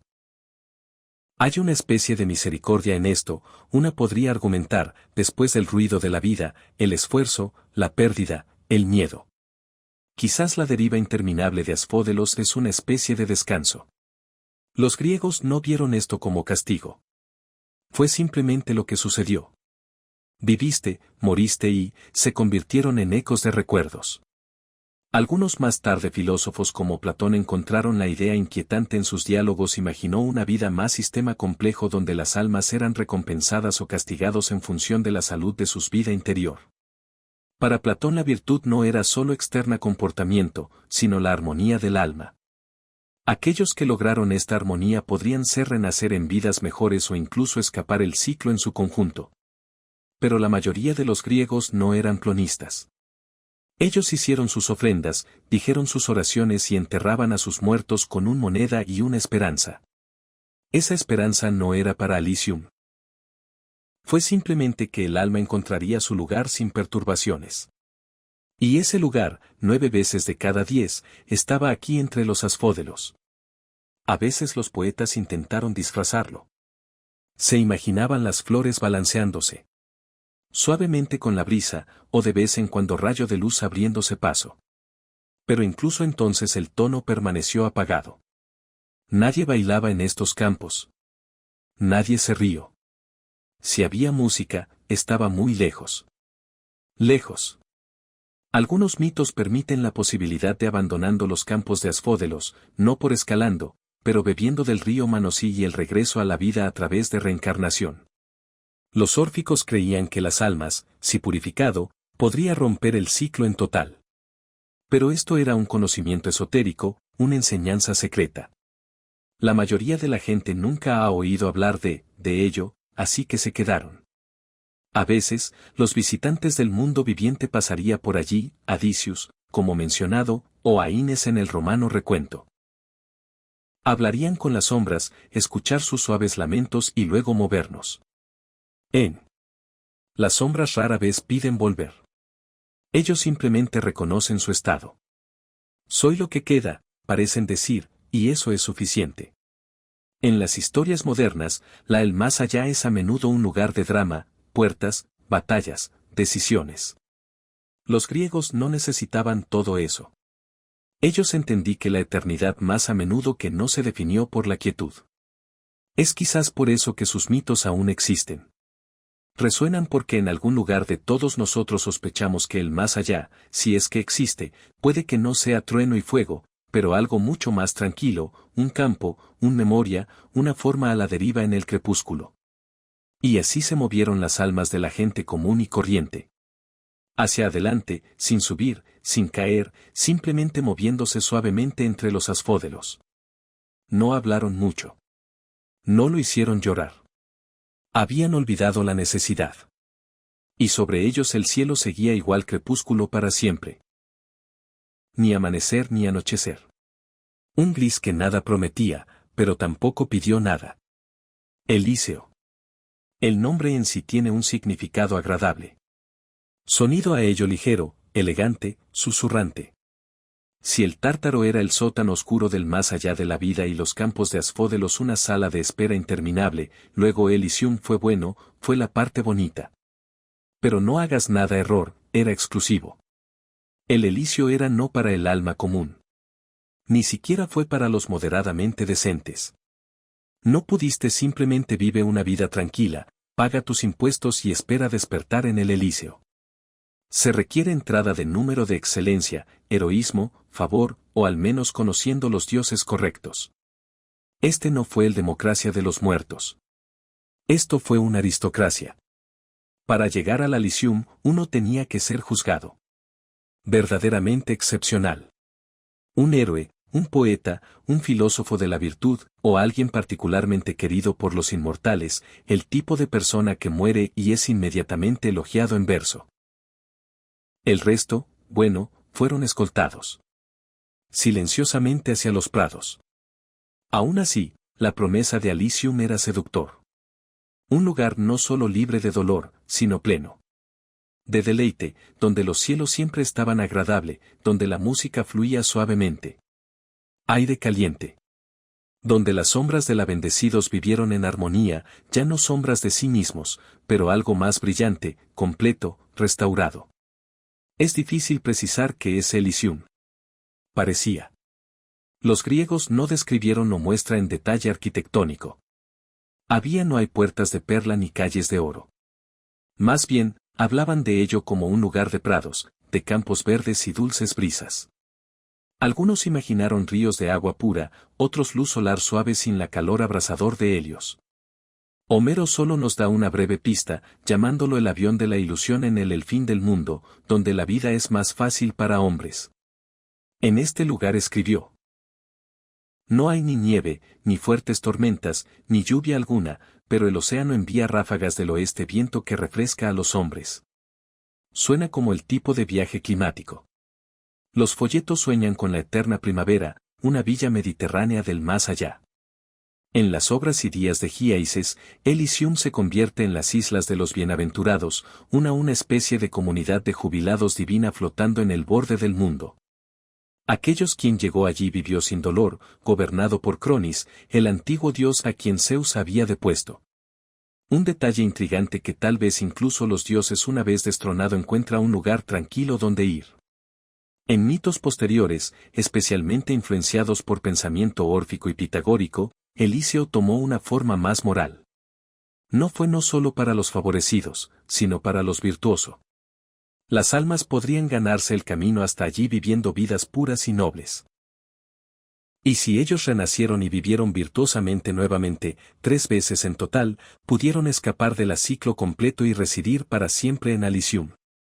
3 vidas limpias y el paraíso era tuyo. Se sospecha que muy pocos lo lograron. Pero aquellos que lo hicieron, su eternidad fue dulce. Ellos vagaban a su antojo. Ellos cantó. Bailaron a un ritmo lento y sin prisas. Círculos. El aire estaba perfumado con flores florecientes, nunca se necesitó comida, pero siempre disponible. La conversación surgió con facilidad. La memoria era afilado pero suavizado. Sin arrepentimientos, solo reflexiones. Puede que aquí te encuentres con viejos amigos o encuéntrate en compañía de leyendas. Aquiles ahora sonriendo. Orfeo jugando llamadas suaves a su mentiroso. Penélope en último en paz. Los titanes extrañamente ausente. Y no hubo ningún esfuerzo en Elysium. Sin concursos, sin ambiciones. Todos los deseos se cumplieron y al cumplirse ellos desaparecieron silenciosamente. Fue en muchos sentidos lo opuesto a vida. Ahora surge la pregunta, ¿fue aburrido? Probablemente. Pero quizás eso fue el punto. Los griegos no lo imaginaron el cielo como un lugar de recompensa sin fin, como un casino divino o un parque temático. Elysium fue agradable porque estaba libre de lucha, libre de necesidad. No lo hiciste ganar riquezas allí. No lo lograste gloria. Simplemente eras. Algunos pensadores modernos han considerado esto y sentí un ligero escalofrío. La eternidad, incluso dichoso, es mucho tiempo para sentarse. Pero para los griegos, que vivían en un mundo lleno de guerra, enfermedades e impredecibles dioses, el pensamiento de la paz, de prados fragantes y tranquilos eran paraíso suficiente. Vale la pena recordar que los antiguos el mundo tenía pocas ilusiones sobre el placer. Todo lo bueno en la vida era precario. Las cosechas fallaron, comenzaron las guerras y el favor cambió a la ira. Incluso el hombre más feliz se encontrará mañana, objeto de un coro trágico. Entonces, Elysium no estaba diseñado para emocionar. Fue diseñado para calmar. Estar en Elysium era descansar no solo el cuerpo sino el alma. Por supuesto, la ruta hacia el Aliso variaba según fuente. En Homero la entrada parecía ligada a lo divino. Favor. A Menaus, por ejemplo, le dicen que será llevado al Aliso no por virtud pero porque se casó con Helen, hija de Zeus. Las conexiones familiares parecen tener importancia mucho. Los filósofos posteriores intentaron para limpiar esto. Se imaginaron un sistema basado en la pureza de pensamiento, nobleza de acción. Pero incluso entonces, la idea permaneció selectivo. El Elysium no era para muchos. Fue para los pocos. Una comunidad cerrada celestial, sí como, y esa exclusividad le dio una especie de resplandor mítico. No era solo un lugar. Él era una aspiración, un horizonte al que solo se podía llegar trascendiendo lo ordinario. Pero lo fue no sin sus preguntas. ¿Qué se hacía en el paraíso? Si se satisfacen todas las necesidades y todos los placeres suave, ¿cómo se llenan los siglos? Algunos imaginaron a los bienaventurados pasando sus días de conversación filosófica, otros en tranquila contemplación. Otros simplemente caminan por el campos descalzos y sin perturbaciones. La idea de la actividad en Elysium fue siempre sometido. Nadie trabajaba, nadie luchó. El alma no tenía tareas. Fue un lugar donde terminó el esfuerzo. Cuando nada había que hacerlo porque todo estaba perdido. Ya se ha logrado, de esta manera era hermoso y a la vez inquietante. Los héroes griegos, muchos de los cuales pasaron sus vidas en la batalla, ocasionalmente luché con esta visión. Aquiles, recordemos, no era terrible.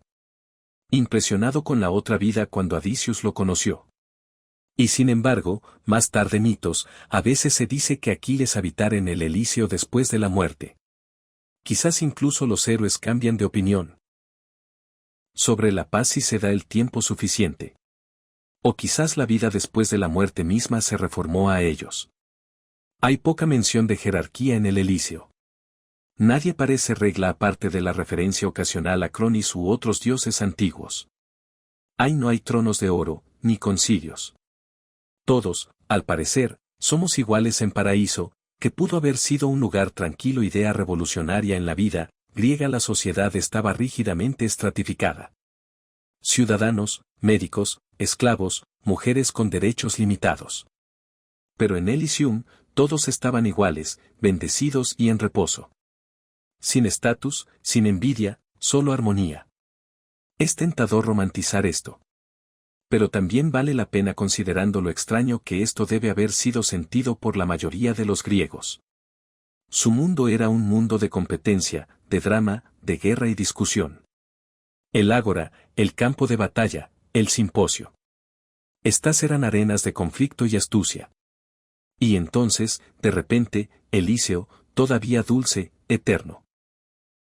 No es de extrañar que existan algunos cultos misteriosos. Prometía resultados más emocionantes. Ascensión, iluminación, reencuentro con lo divino.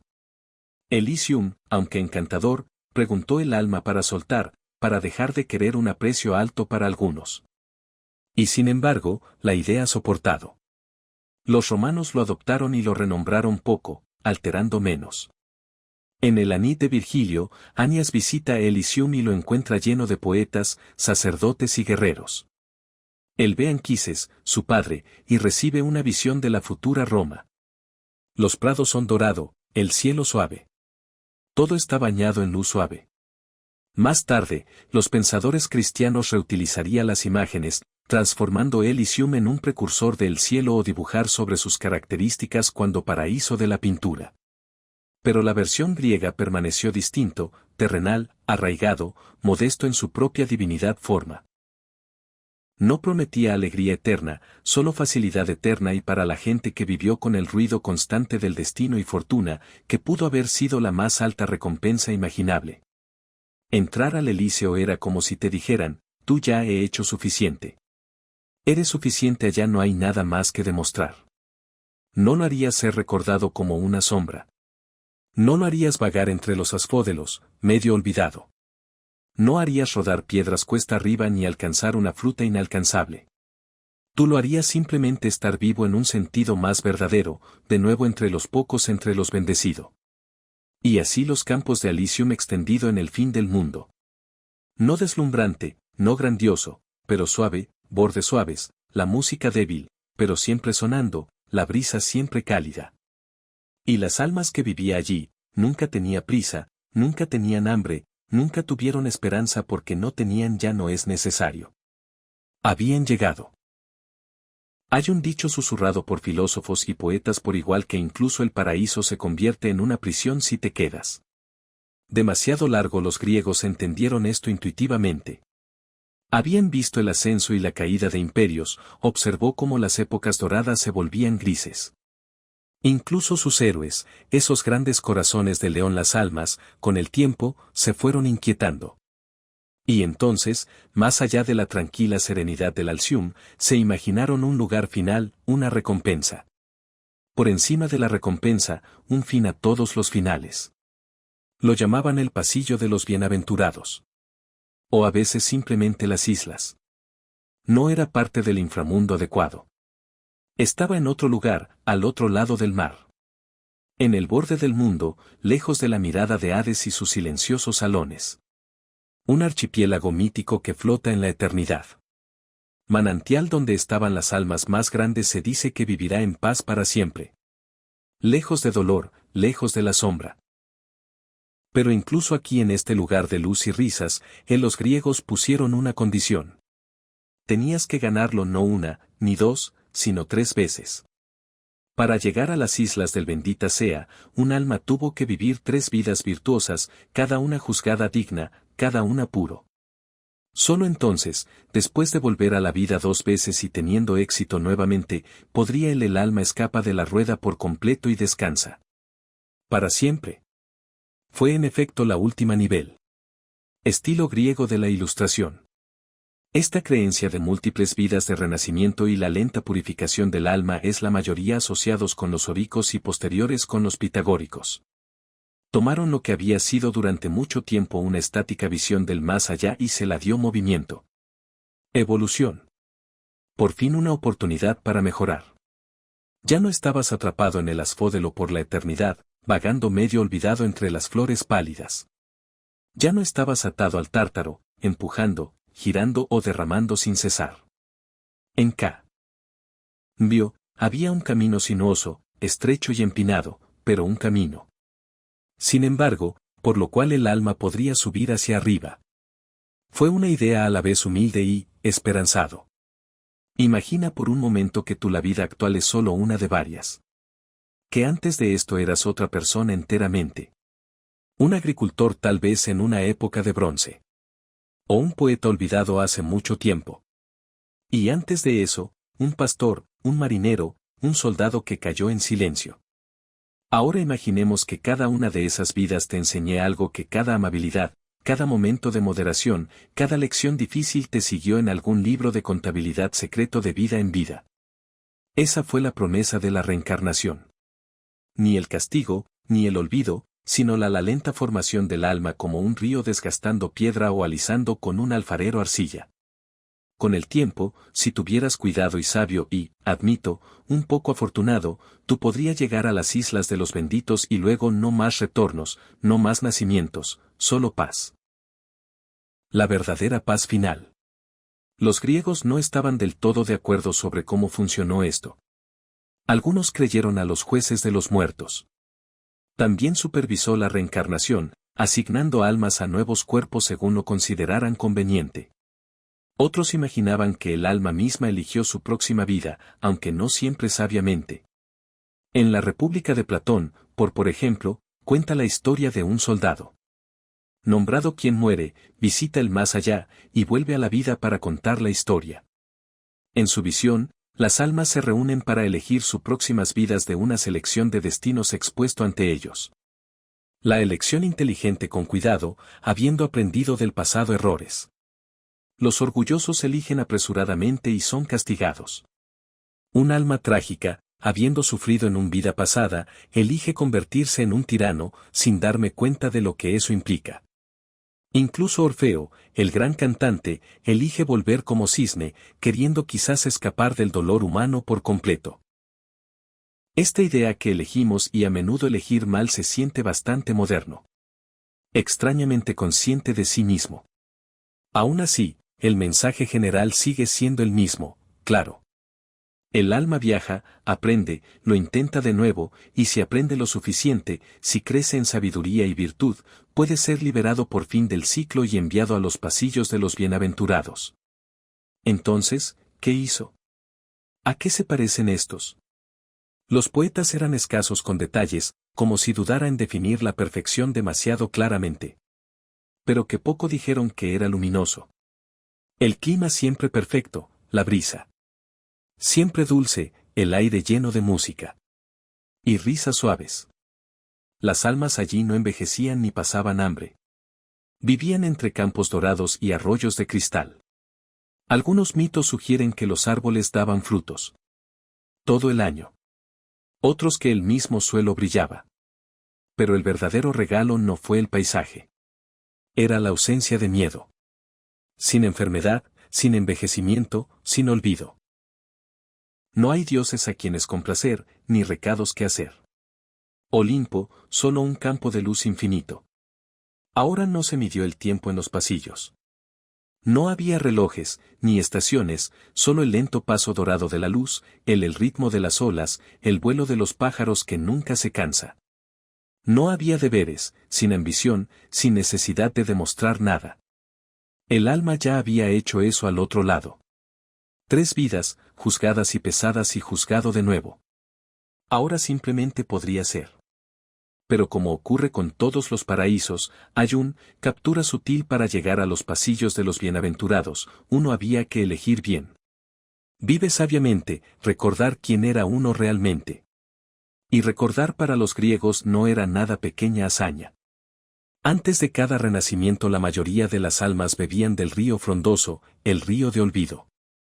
Un borrador lo borraría todo. Memoria. Una bondad quizás para aquellos volviendo a vidas difíciles. Pero los órficos enseñaban algo diferente. Ellos llevaban pequeñas tablillas a sus tumbas inscrito con instrucciones para el alma. Cuando el alma despertó en el inframundo, era para evitar lo frondoso. En cambio, se trataba de encontrar la fuente de memoria minimosonia y beber profundamente. Ese recuerdo preservaría el yo. A través del renacimiento. Permitir que el alma viva sabiamente, recuerde su propósito. Estas tablillas se han encontrado en tumbas. En todo el mundo griego antiguo, a menudo escrito en verso poético. Líneas cortas susurrado a través de los siglos. Soy un hijo de la tierra y del cielo estrellado, pero mi raza es solo del cielo. Ellos son instrucciones silenciosas de los vivos a los muertos, recordatorios de identidad, de destino. Porque incluso en la eternidad, parece que nosotros necesito direcciones. La idea del renacimiento también tenía una moraleja. Objetivo. Le dio peso al alma. Opciones, no en forma de eternidad castigo. Pero en el largo arco de transformación, ningún acto fue en vano, ninguna bondad olvidado. Es posible que no llegues a las islas del bendecido en esta vida, pero quizás en la siguiente, o el siguiente después de ese. Uno puede imagínese lo reconfortante que sería esto. La vida era a menudo cruel, la desgracia podía hiere al inocente, pero el alma soportó, y al soportarlo se volvió más quieto. Esta visión de la reencarnación nunca reemplazó las vistas más antiguas y simples del vida futura. La mayoría de los griegos seguían creyendo en una sola muerte, un solo juicio y una sola eternidad. El campo de Asfódelos permaneció lleno. Pero la idea de la reencarnación persistió. Se ofreció algo diferente, no es un castigo ni recompensa, sino refinamiento. Una educación cósmica lenta. Y para los pocos quienes pasaron esa prueba, los pocos que caminaron el camino duro 3 veces, los pasillos esperado. Algunos mitos dicen que quienes llegaron los pasillos se convirtieron en semidioses, que brillaban con luz, sus formas que ya no son humanas. Otros sugieren que simplemente se sentaron al lado aguas tranquilas, hablando suavemente con viejos amigos, contento, completo. Es difícil decir cuál es más atractivo. Uno se imagina un alma que vivió 3 buenas vidas, que ha trabajado en los campos, curaba a los enfermos, cantaba canciones para niños, que ha muerto valientemente, perdonado fácilmente y elegido correctamente. Esa alma por fin pisa la orilla de las islas. La luz es suave, el cielo. Sin nubes. Un viento agita la hierba. Nadie pregunta su nombre. Nadie pesa sus obras. No hay necesidad, se han ganado su descanso. En algún lugar cerca de allí suena música. No fuerte, no insistente, lo justo, y el alma camina hacia adelante. No esforzarse, no recordar, pero ser. Es una situación extraña y hermosa visión que incluso en un mundo de dioses volubles y hombres defectuosos, podría haber ser un lugar, tranquilo, luminoso, inmutable, esperando a los pocos que aprenden, que lo intentan, ¿quién vuelve mejor? Los griegos, para todas sus tragedias, creían que el alma podía elevarse no con alas pero con sabiduría y si subiera lo suficiente las islas estarían allí más allá del horizonte espera. Mucho antes de que los filósofos modernos comenzaran garabateando furiosamente sobre la conciencia y la identidad, los griegos ya tenían planteado la pregunta, ¿qué exactamente? ¿Sobrevive después de la muerte? No tenían máquinas de resonancia magnética, pero tenía imaginación y mitos y preguntas. Y de estos nos dieron uno de los muy poético, aunque silenciosamente inquietante, respuestas en la literatura antigua. El alma, dijeron, se convierte en una sombra. No es un fantasma, no es un espíritu con ojos llameantes o túnicas arremolinadas. Ni un orbe brillante de luz o una esencia revoloteando. Solo un sombra, un eco tenue, una sombra de la persona que una vez fue. En griego, la palabra era eidolon, una semejanza, o a veces psique, respiración, vida. Pero no importa el término, el alma después de la muerte fue imaginada como algo que había perdido su agudeza, como una cuchilla embotada por el tiempo. La voz era más débil, el pensamiento más lento, más desinteresado, y sin embargo persistió. Esta era la verdad central de la creencia griega, que después de la muerte algo de ti continuado. Pero no el tú que se reía de los chistes o besé a tus hijos buenas noches. No el tú que cultivabas un huerto o debatías sobre política en el ágora. Lo que quedó fue más bien lo que silueta que proyectas en la tarde. Reconocible pero sin calidez. La Odisea de Homero ofrece una de las representaciones más tempranas y más vívidas de este. Cuando Odisius desciende al inframundo, se encuentra con las almas de los muertos. No monstruos, no jueces, sino gente. Su madre, Anticlair, sus compañeros, guerreros de Troya, incluso el propio Aquiles. Pero estos no son felices reuniones. Los tonos hablan en tono monótono. Se olvidan de sí mismos. Ellos andan a tientas hacia los recuerdos como durmientes que tantean en la oscuridad.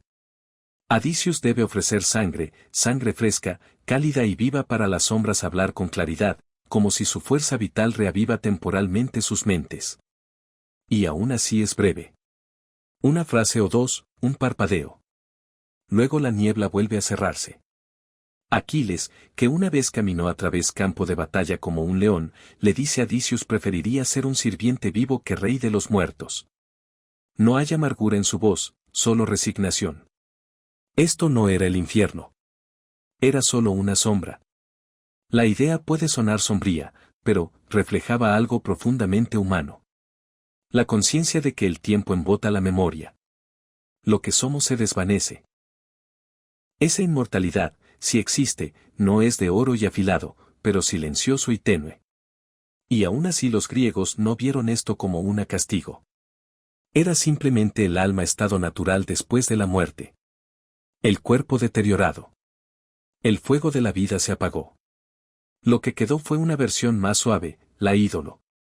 Algunas sombras permanecieron cerca de sus tumbas, otros vagaban por los campos de Asfódelos.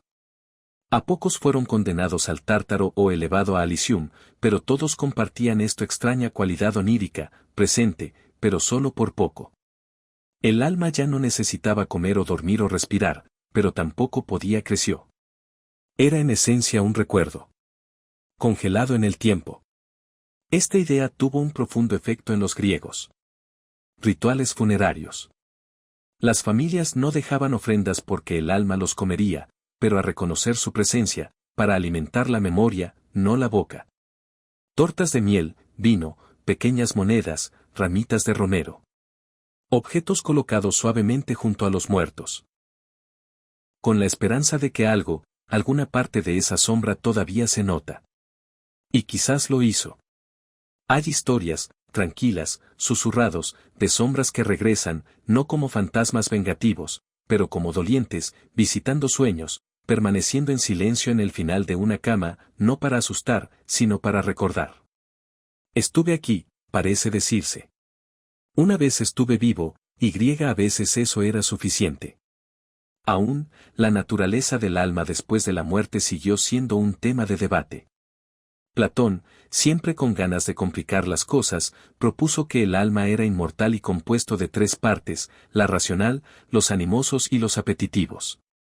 Después de la muerte, el alma abandona el cuerpo pero mantuvo su naturaleza esencial. Podría crecer. Podría aprender. Podría eventualmente renacerá. En su diálogo Fedris, Platón compara el alma a un carro tirado por dos caballos, uno noble, otro rebelde, conducidos por razón. La vida, entonces, es el esfuerzo de dirigiendo el alma sabiamente. La muerte no es un fin, sino un punto de control, un pausa antes de otro intento. Para Platón, el alma no era una sombra, sino algo mucho más complejo, una esencia viva ligada a lo divino. Su existencia post-mortem no fue solo memoria, pero movimiento. Pero esta era la visión de un filósofo. Mayoría los griegos, especialmente los que estaban fuera de las escuelas de pensamiento, estancadas en la imagen más simple, la sombra, el silencio yo semiconsciente, vagando por la eternidad como una figura en la niebla. Pero incluso esa sombra podría ser peligrosa. En las condiciones adecuadas. Sombras que murieron violentamente o sin se decía que los restos del entierro vagaban cerca del mundo de los vivos. Estos no eran maliciosos, al menos no siempre, pero estaban inquietos, perdidos, atraídos por el calor, por luz, a la memoria. Algunos se convirtieron en lemiers, una palabra romana, pero similar en griego. Pensamiento, espíritus que rondaban los hogares hasta debidamente desterrado. Se pensaba que otros permanecer cerca de los campos de batalla, atraído por el olor a sangre y humo. Festivales como la Anfisteria dieron estas sombras permiso para visitar la vida mundo por un día o dos, pero después de eso tuvieron que regresar. Los vivos querrían un tambrea en sus puertas, di las palabras rituales y ofrece una última libación, vete, tú que has tenido tu compartir. Todo se hizo con respeto. Los griegos temían a sus sombras, pero también los picó. Porque ser una sombra era existir sin contexto, recuerda solo partes de ti mismo, para ser y sin embargo no ser. Se podría hablar con sombras si uno supiera cómo. Nigromantes, figuras raras y extrañas afirman convocar a ellos. No para sesiones espiritistas ni trucos de salón, pero para el consejo. Los griegos lo llamaron nikia, un ritual de invocación de los muertos, generalmente se realiza de noche, siempre cerca a la tierra con oraciones y ofrendas. La sombra, cuando llegaba, no se quedaba. Deslumbrante. No rugiría, sería susurro, tal vez con una voz que ya no pertenecía del todo a él. Y una vez su respuesta fue dada, se desvanecería de nuevo. Como un sueño recordado por la mañana luego se perdió por la tarde. La idea del alma como sombra también aparece en el arte visual griego. En el funeral jarrones, pequeñas figuras aladas, ni ángeles ni demonios revolotean cerca del muerto. No son imponentes. Se ven como un poco como las mariposas o el tamaño. En otros lugares, las almas se sienten atraídas como débiles. Siluetas caminando en fila, sus ojos alicaído. Sin halo, sin corona, solo presencia. En las obras de tragedia, los muertos a veces vuelven a hablar, pero lo hacen cuidadosamente con el peso, como si cada palabra cuesta algo. Estas no eran de terror historias. Eran historias de memoria, de la línea entre lo vivo y lo muerto, y lo delgada que podría ser esa línea. Aún así, no todos los tonos eran iguales. Algunos conservaron más de sí mismos. Héroes especialmente se decía que figuras como Heracles u Oreo permanecer vibrante incluso en la muerte. Aunque a menudo esto era lo que hacían los dioses. Actualización de otra vida. Otros se desvanecieron rápidamente. Cuanto más ordinaria es la vida, más rápido, el alma se disolvió en el silencio, no por crueldad, solo entropía. Y luego estaba la esperanza, delgada, parpadeando, que la sombra podría volverse todo de nuevo. Que a través de la reencarnación o purificación o intervención divina, el alma podría ser restaurada, podría recordarse completamente, podría vivir de nuevo. Los órficos enseñaron que las sombras podrían escapar de su oscuridad, que por vivir sabiamente y recordar quiénes eran, podían ir más allá del ciclo, dejar atrás la vida media de la sombra y unirse a lo divino. Pero para la mayoría, el viaje terminó en suavidad, no en dolor, no en fuego, solo a la deriva. Uno puede imagínelo vagamente, un campo pálido, flores, un cielo gris, figuras en movimiento lentamente sin prisa de vez en cuando uno hace una pausa como si recordara algo, un nombre, una canción y luego siguen adelante. Ellos no están tristes, no están enojados, no están solo distantes, y en algún lugar muy por encima del mundo continúa. Los niños crecen, se aran los campos, se cuentan historias, y las sombras se desvanecen suavemente en el mito. Cuando uno imagina a los gobernantes del muerto, la mente tiende a evocar ciertas imágenes. Tronos de fuego, rostros sombríos, gestos dramáticos, tal vez un rayo lanzado para hacer una bengala. Pero en la imaginación griega, el rey y la reina del inframundo no era nada de eso. Estaban más tranquilos. Hades y Pesfanía no gobernaron con fuego o furia. Gobernaron en silencio. Presidían, observaban y, sobre todo, todos permanecieron. A diferencia de los olímpicos que se entrometieron en asuntos mortales con toda la sutileza de una tormenta eléctrica, Hades rara vez salía de su reino. Su presencia no era necesaria en las batallas o bodas. Él no se disfrazó como un cisne o una lluvia de oro. Él se quedó donde pertenecía, debajo de la tierra entre los muertos. No le tenían miedo porque era cruel. Era temido porque era inevitable. Los griegos no tenían templos dedicados al Hades, tal como lo hicieron con Zeus o Apolo. Se erigieron pocas estatuas. Su nombre era rara vez se dice en voz alta, en cambio, ellos lo llamó eufemismos. El rico, Plutón, una referencia a las riquezas ocultas subterráneo.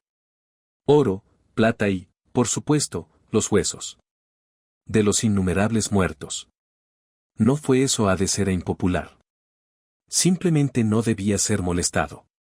Mantenía el orden en un lugar donde nadie, de lo contrario, quería hacerlo.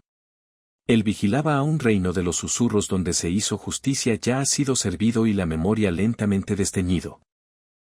No hubo rebeliones en el inframundo, sin disturbios, sin levantamientos, solo quietud. Y a él le gustaba así. Pesfanía, por otro lado, era otro asunto. Enteramente. Su historia comienza bajo la luz del sol. Ella era la hija de Deita, la diosa de la agricultura, y pasó su juventud entre flores y campos. Su nombre, la Pesfanía, ha sido interpretada de varias maneras. Portadora de muerte, ella que destruye, o quizás más simplemente, ella quien brilla. Como muchos nombres antiguos, parecía llevan tanto luz como sombra. Un día, mientras recogía flores, la tierra se abrió bajo sus pies. Hades se levantó en su carro oscuro, reluciente, tirado por caballos negros, y se la llevó. El rapto de Pespanani es uno de los mitos más famosos del derecho griego. Y sin embargo, se trata menos de romance o violencia. Que se trata de compromiso, sobre las estaciones, sobre el equilibrio necesario entre la vida y la muerte. Cuando Deita, la madre, descubrió que su hija estaba desaparecida, ella estaba inconsolable. Ella vagó por la tierra envuelta en dolor, negándose a dejar que nada crezca. Los cultivos marchito. Los campos se volvieron marrones. La hambruna se extendió por todo el mundo. Finalmente, los dioses intervinieron. Zeus envió a Hermes al inframundo para negociar el regreso de Pespani. Y Hades, siempre tranquilo, estuvo de acuerdo, aunque no sin salvedad.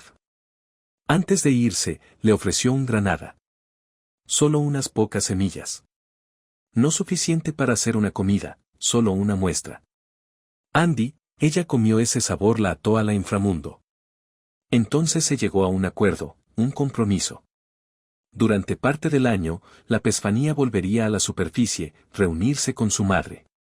Las flores florecerían, los campos prosperarían y Deita sonreiría. Pero durante el resto del año, Pespani volvería con su marido, con ella trono debajo de la tierra, a la silencio. Así nacieron los experimentados.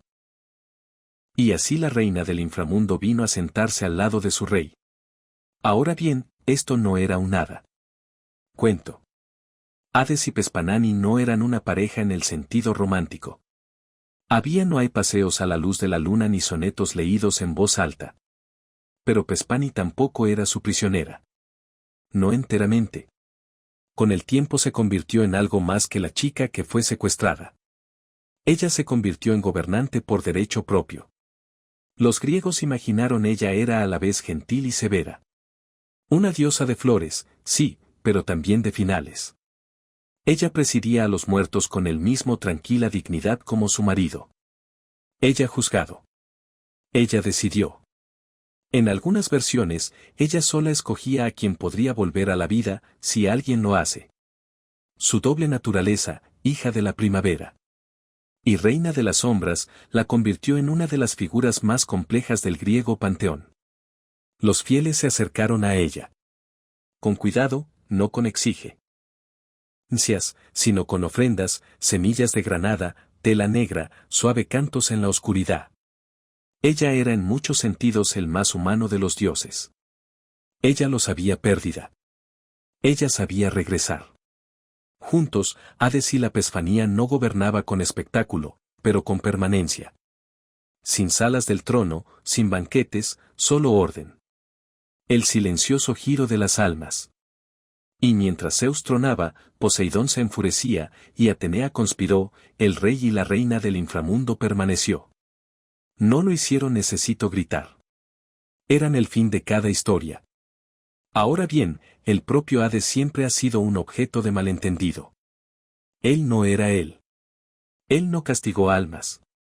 Ese trabajo recayó en las furias o los jueces o al propio Tártaro. Infierno era más bien un propietario, una empresa, vigilante y siempre presente. Él era severo pero no malicioso, justo, pero no blando. Él mantuvo los límites. No queda alma sin permiso. Ningún mortal entró sin pagar un precio. Cuando los héroes descendieron a su reino, Orfeo, Heracles, Odicio, vinieron con miedo, no porque los quisiera herir, sino porque no podía dejarlos salir, porque Hades no era de los que perdía cosas. El reino estaba lleno de puertas y guardias, los ríos se pegan y acaron, el perros de cabeza libre, Severus, que no corteza a menos que tuviera resina. Los jueces se sentaron en la entrada, dictando veredictos.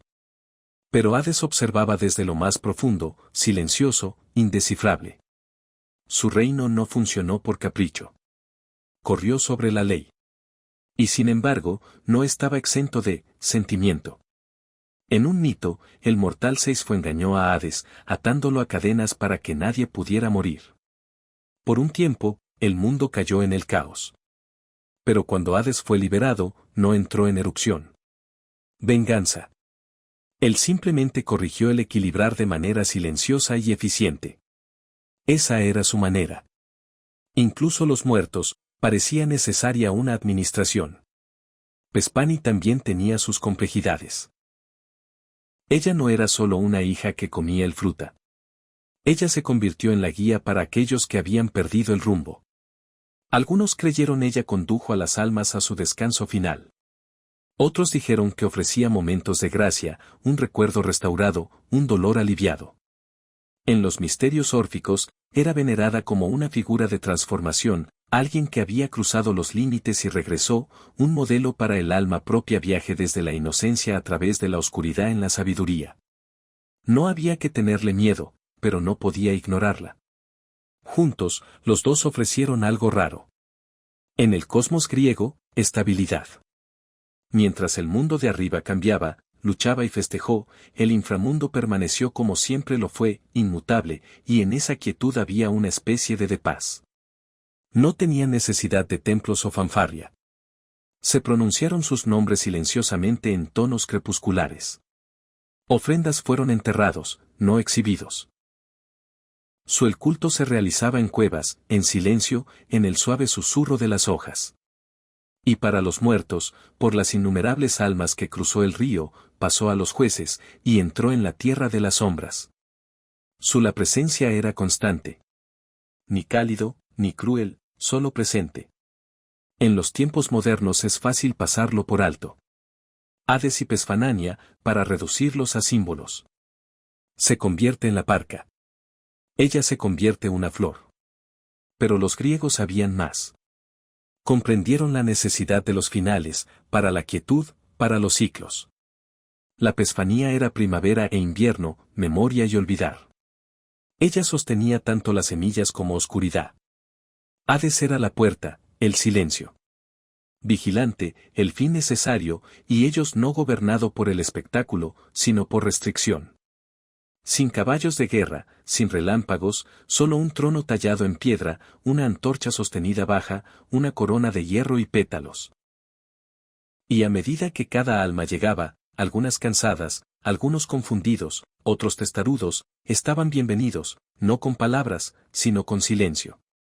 Porque cuando conozcas a Hades y Pespanani, no queda nada más que decir.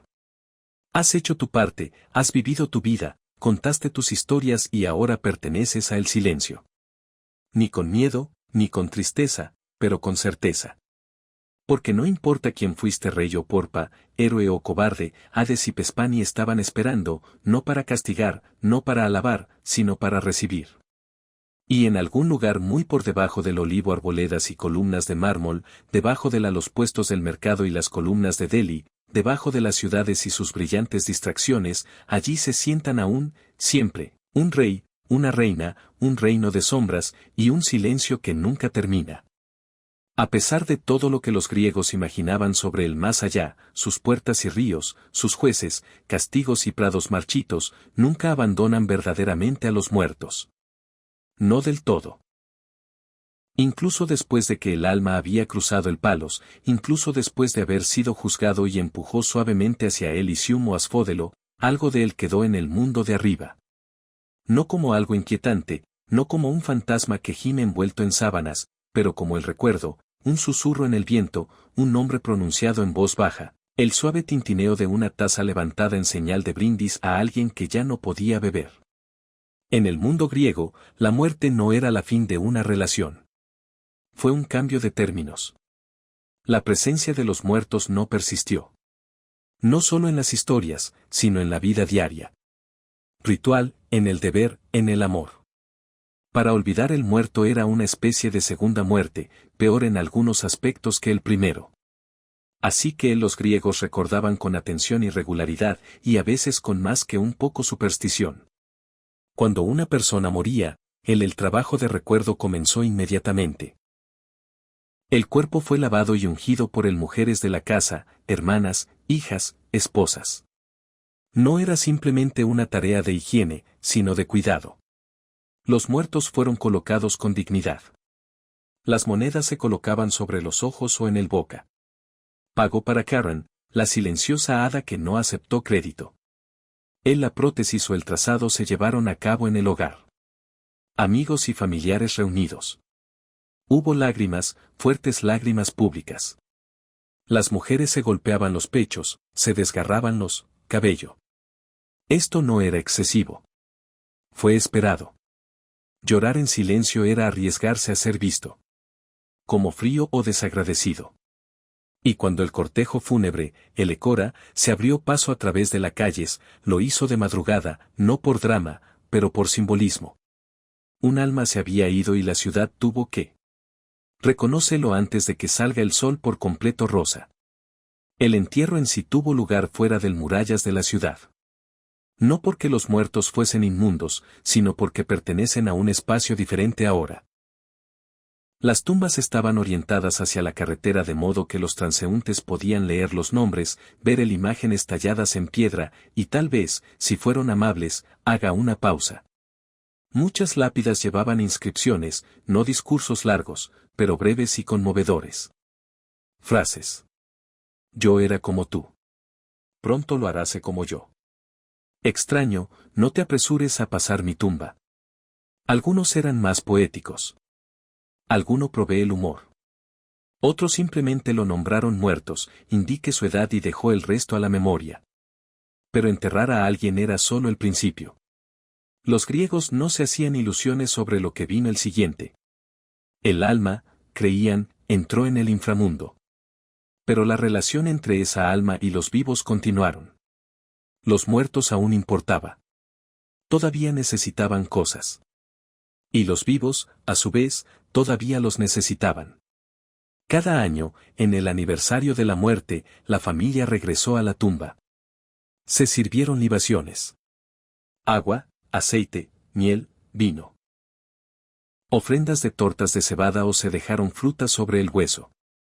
No porque los muertos literalmente consumirían ellos, pero porque era educado, y la cortesía, incluso en la muerte, era importante. No querías la sombra de tu abuelo pensando que habías olvidado su cumpleaños. También hubo festivales formales para la muerto. La más famosa fue la Anfisteria, un festival de 3 días que se celebra en Atenas. Comenzó como una celebración del vino nuevo, pero como muchas cosas en la religión griega, tomó capas.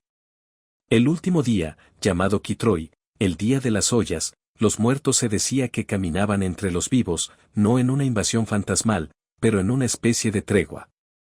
Los límites se aflojaron. Las sombras flotaban por la ciudad. Puertas estaban untados con brea para protegerse visitantes no deseados. Se dejaron ofrendas afuera.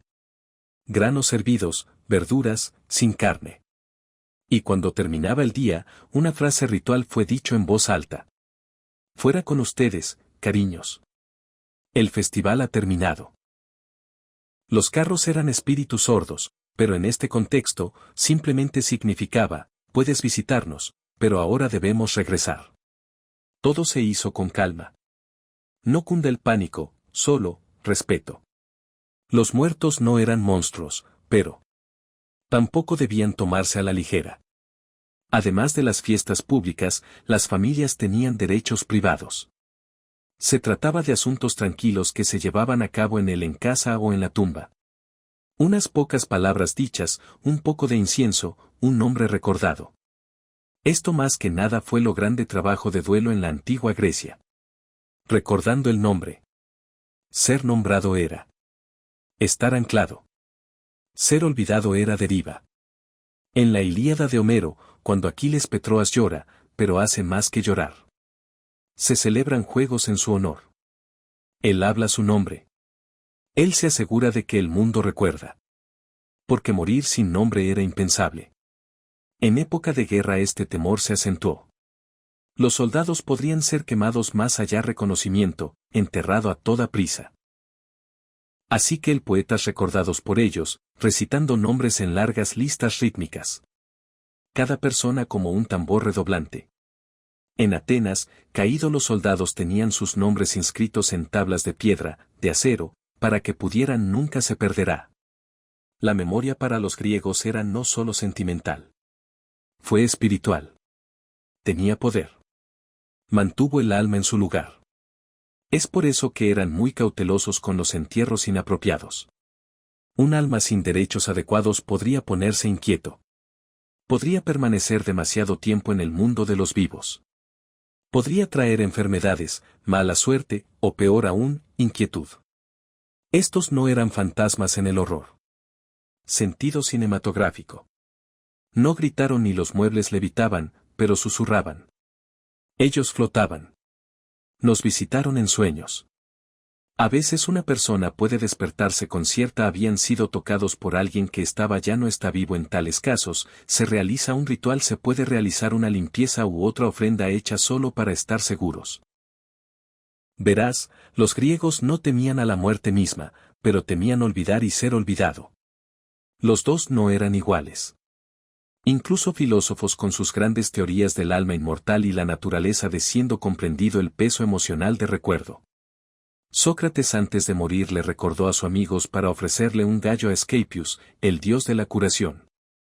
Un pequeño extraño petición, pero una arraigada en el ritual, en deber, en la memoria. Incluso al morir, el recordado. En las tradiciones órficas, el recuerdo se volvió aún más importante. Creían que el alma podía escapar. El ciclo del renacimiento solo si recordó quién era realmente. Así que ellos enterraban a los muertos con pequeñas tablillas delgadas. Láminas de oro inscritas con instrucciones. No bebas del río Lifi. Bebe en cambio de Neimosoni, el río de memoria. Estas tablillas se han encontrado en tumbas. A través del Mediterráneo. Mensajes silenciosos de los vivos a los muertos, guías para el viaje. Porque incluso después de la muerte, uno podría olvidarse de uno mismo. Y si olvidaste quién eras, bueno, ¿cómo podrías llegar a ser otra cosa? La memoria entonces era más que nostalgia. Él fue la supervivencia. Esta creencia dio forma a la arquitectura griega también. Las tumbas no eran simplemente agujeros en el suelo. Fueron construidos cuidadosamente.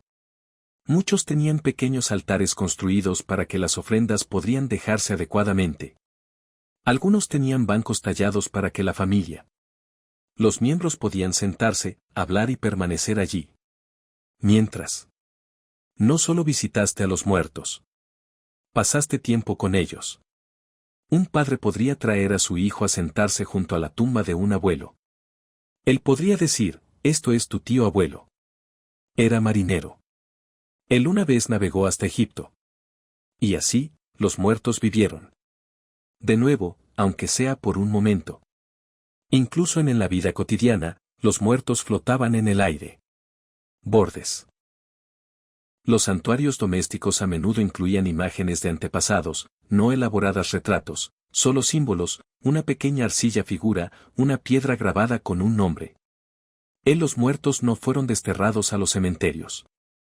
Eran parte del hogar. Te saludaste ellos por la mañana. Los incluiste en tus oraciones. Los reconociste cuando caminaste más allá de su piedra. Y al hacerlo, te recordaste a ti mismo de tu lugar en el gran ciclo. Porque un día tú también te unirás a ellos y esperarías que alguien, cualquiera, recordaría tu nombre. Dilo suavemente. Vierta un poco de vino. Coloque una guirnalda sobre tu tumba. No por recompensa, no por miedo, pero porque eso es lo que los vivos le debemos a los muertos. Y lo que los muertos en su una manera silenciosa de devolver algo a cambio. Un sentido que somos parte de algo. Que nosotros no desaparezcas. Que nos quedamos y no en la sombra, sino en pensamiento. En un nombre escrito en piedra, en una historia transmitida de generación en generación, en un susurro. Imagínate si quieres esa muerte en la antigua Grecia se basaba menos en arpas y halos y más sobre papeleo y un caminata muy larga bienvenido al inframundo. No exactamente el infierno, no exactamente el cielo, y ciertamente no es el lugar en el que te topaste no invitado. No se trataba de una vida después de la muerte vaga, sino de una vida completamente nueva. Terreno formado completo con ríos, puertas, jueces y el tipo de ambiente eso haría que incluso el más persistente el agente de viajes lo duda. Los griegos no imaginaban el más allá como algo celestial. Flotando hacia arriba fue más bien una innovación posterior. No, para los antiguos griegos la muerte era un descenso. Se creía que el inframundo o Hades yacen bajo la tierra, un vasto ecodominio donde los muertos, sin importar virtud o vicio, acabó. Había excepciones, por supuesto. Ya llegaremos a aquellos que obtuvieron ascensos o descensos más tarde, pero el modelo estándar fue simple. Cuando mueres, caes. Vale la pena destacar la idea de lo descendente. En la cosmología griega, el universo era una cosa escalonada, el Olimpo estaba en lo alto, en la cima Monte Olimpo. El mundo mortal se extendió en el medio, y debajo de todo, el inframundo esperaba como una sombra. Él no era un lugar de tormento, per se, en al menos no para la mayoría, pero no era la idea de jubilación de nadie. Plan, tampoco. El nombre Hades se refería tanto a la reino y a su rey. De vez en cuando convención de nombres confusa como llamar tu piso Philip y luego invitando Philip viene a tomar el té. El reino de el Hades, sin embargo, era vasto y complejo. El mapa es para entender a los griegos miedos y creencias más profundos y, en ocasiones, sentido del humor sombrío. El viaje a el Hades comenzó con la muerte. Naturalmente, Hermes, el dios siempre polifacético, sirvió como psicólogo, un papel que suena como victoriano insulto, pero en realidad significa guía del alma. Fue Hermes quien gentilmente condujo a la recién muerto del mundo de los vivos hasta el umbral del inframundo. Y allí, a las puertas, estaban los 5 ríos, el primero y quizás el más límites poéticos de la tierra de la muerto. Cada río del inframundo tenía un propósito y una personalidad, y ninguno de ellos particularmente amigable. Aarón, el río de la aflicción, fue el principal entrada, un torrente doloroso que las almas de los muertos tuvieron que cruzar. Él no era exactamente acogedor. Piensa más en suspiros eternos que en balbuceos. Arroyo. Palos. El más famoso de los 5 fue el río del odio. Se abrió paso a través del inframundo, formando una especie de foso fantasmal alrededor del palacio del mismísimo Hades. Los dioses, curiosamente, juraron sus juramentos más sagrados por palos. Si uno rompieron tal juramento, se vieron obligados a permanecer sin aliento durante 1 año. Los griegos tomaron las promesas y los ríos muy en serio. En serio. Flecton, el río de fuego, fluía como lava fundida a través de Tartris, el reino profundidades más sombrías. No es un río para hacer picnic además, a menos que te gusten las aceitunas, flambeado. Cositis, el río de lamentación, con eco de los gritos de los malditos. Tenía un eco excelente, lo que presumiblemente empeoró las cosas. Y luego estaba Liffey, el río de olvido, ofreciendo un olvido tan completo que incluso el dolor desapareció. Un sorbo y olvidarías tu vida, a ti mismo y tu pasado. Religiones mistéricas posteriores, como los de los órficos, incitan a beber. De Neimosoni, el río de la memoria, en cambio, suponiendo que pudieras encontrarlo. Por supuesto, estos ríos no estaban destinados a existir navegado. Eran límites metafísicos. Simbolizando emociones y transiciones del alma. Formaron una especie de poesía topográfica. Un alma pasó del dolor al odio, del fuego a el olvido en el viaje hacia su descanso final. Para cruzar el Aarón se necesitaba los servicios de Charon, un anciano que piloteó el ferry de los muertos. Charon lo hizo no trabajar gratis. Esperaba el pago en forma de oble, una pequeña moneda que tradicionalmente se coloca debajo de la lengua o en los ojos del fallecido durante el entierro. Los que no pagaron se quedaron vagando por la orilla del río Eternidad. Como mochileros desafortunados quien olvidó reservar alojamiento. Esta tradición dio origen a una de las costumbres funerarias más perdurables de la antigüedad Grecia. Las monedas en la boca no estaban meramente simbólico. Eran logísticos. Uno no quería correr el riesgo de quedarse estancado al lado de Charon sin nada más que arrepentimiento y una boca seca. Una vez al otro lado del río, el alma pasaría por Cerbero, el temible perro de 3 cabezas que custodiaba las puertas. A diferencia de los perros modernos, Cerberus no era interesado en masajes en la barriga. Su trabajo era mantener las almas dentro, no fuera. Él era, en efecto, la respuesta del inframundo a seguridad aeroportuaria, aunque es mucho menos probable extraviar su equipaje. Cerberus rara vez causaba problemas, excepto cuando Heracles lo sacó a rastras durante uno de sus trabajos y cuando Orfeo lo adormeció dormir con música. Ese es el tipo de caos en el lugar de trabajo, incluso a Hades no le gustó. Un poco como tener un dragón como recepcionista y encontrarlo tarareándole a un mentiroso. Una vez pasada la puerta, las almas eran clasificadas.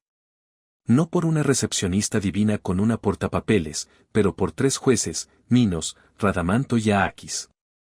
Eran antiguos reyes mortales a los que ahora se les ha dado ascensos a árbitros de la eternidad destino. Desde allí, las almas fueron a uno de 3 lugares. Asphodel Meadows fue el más destino común. Las almas aquí vagaban en un crepúsculo gris. Mundo, despojado de memoria e identidad. No era un castigo, solo aburrimiento. El versión griega de la eterna mediocridad.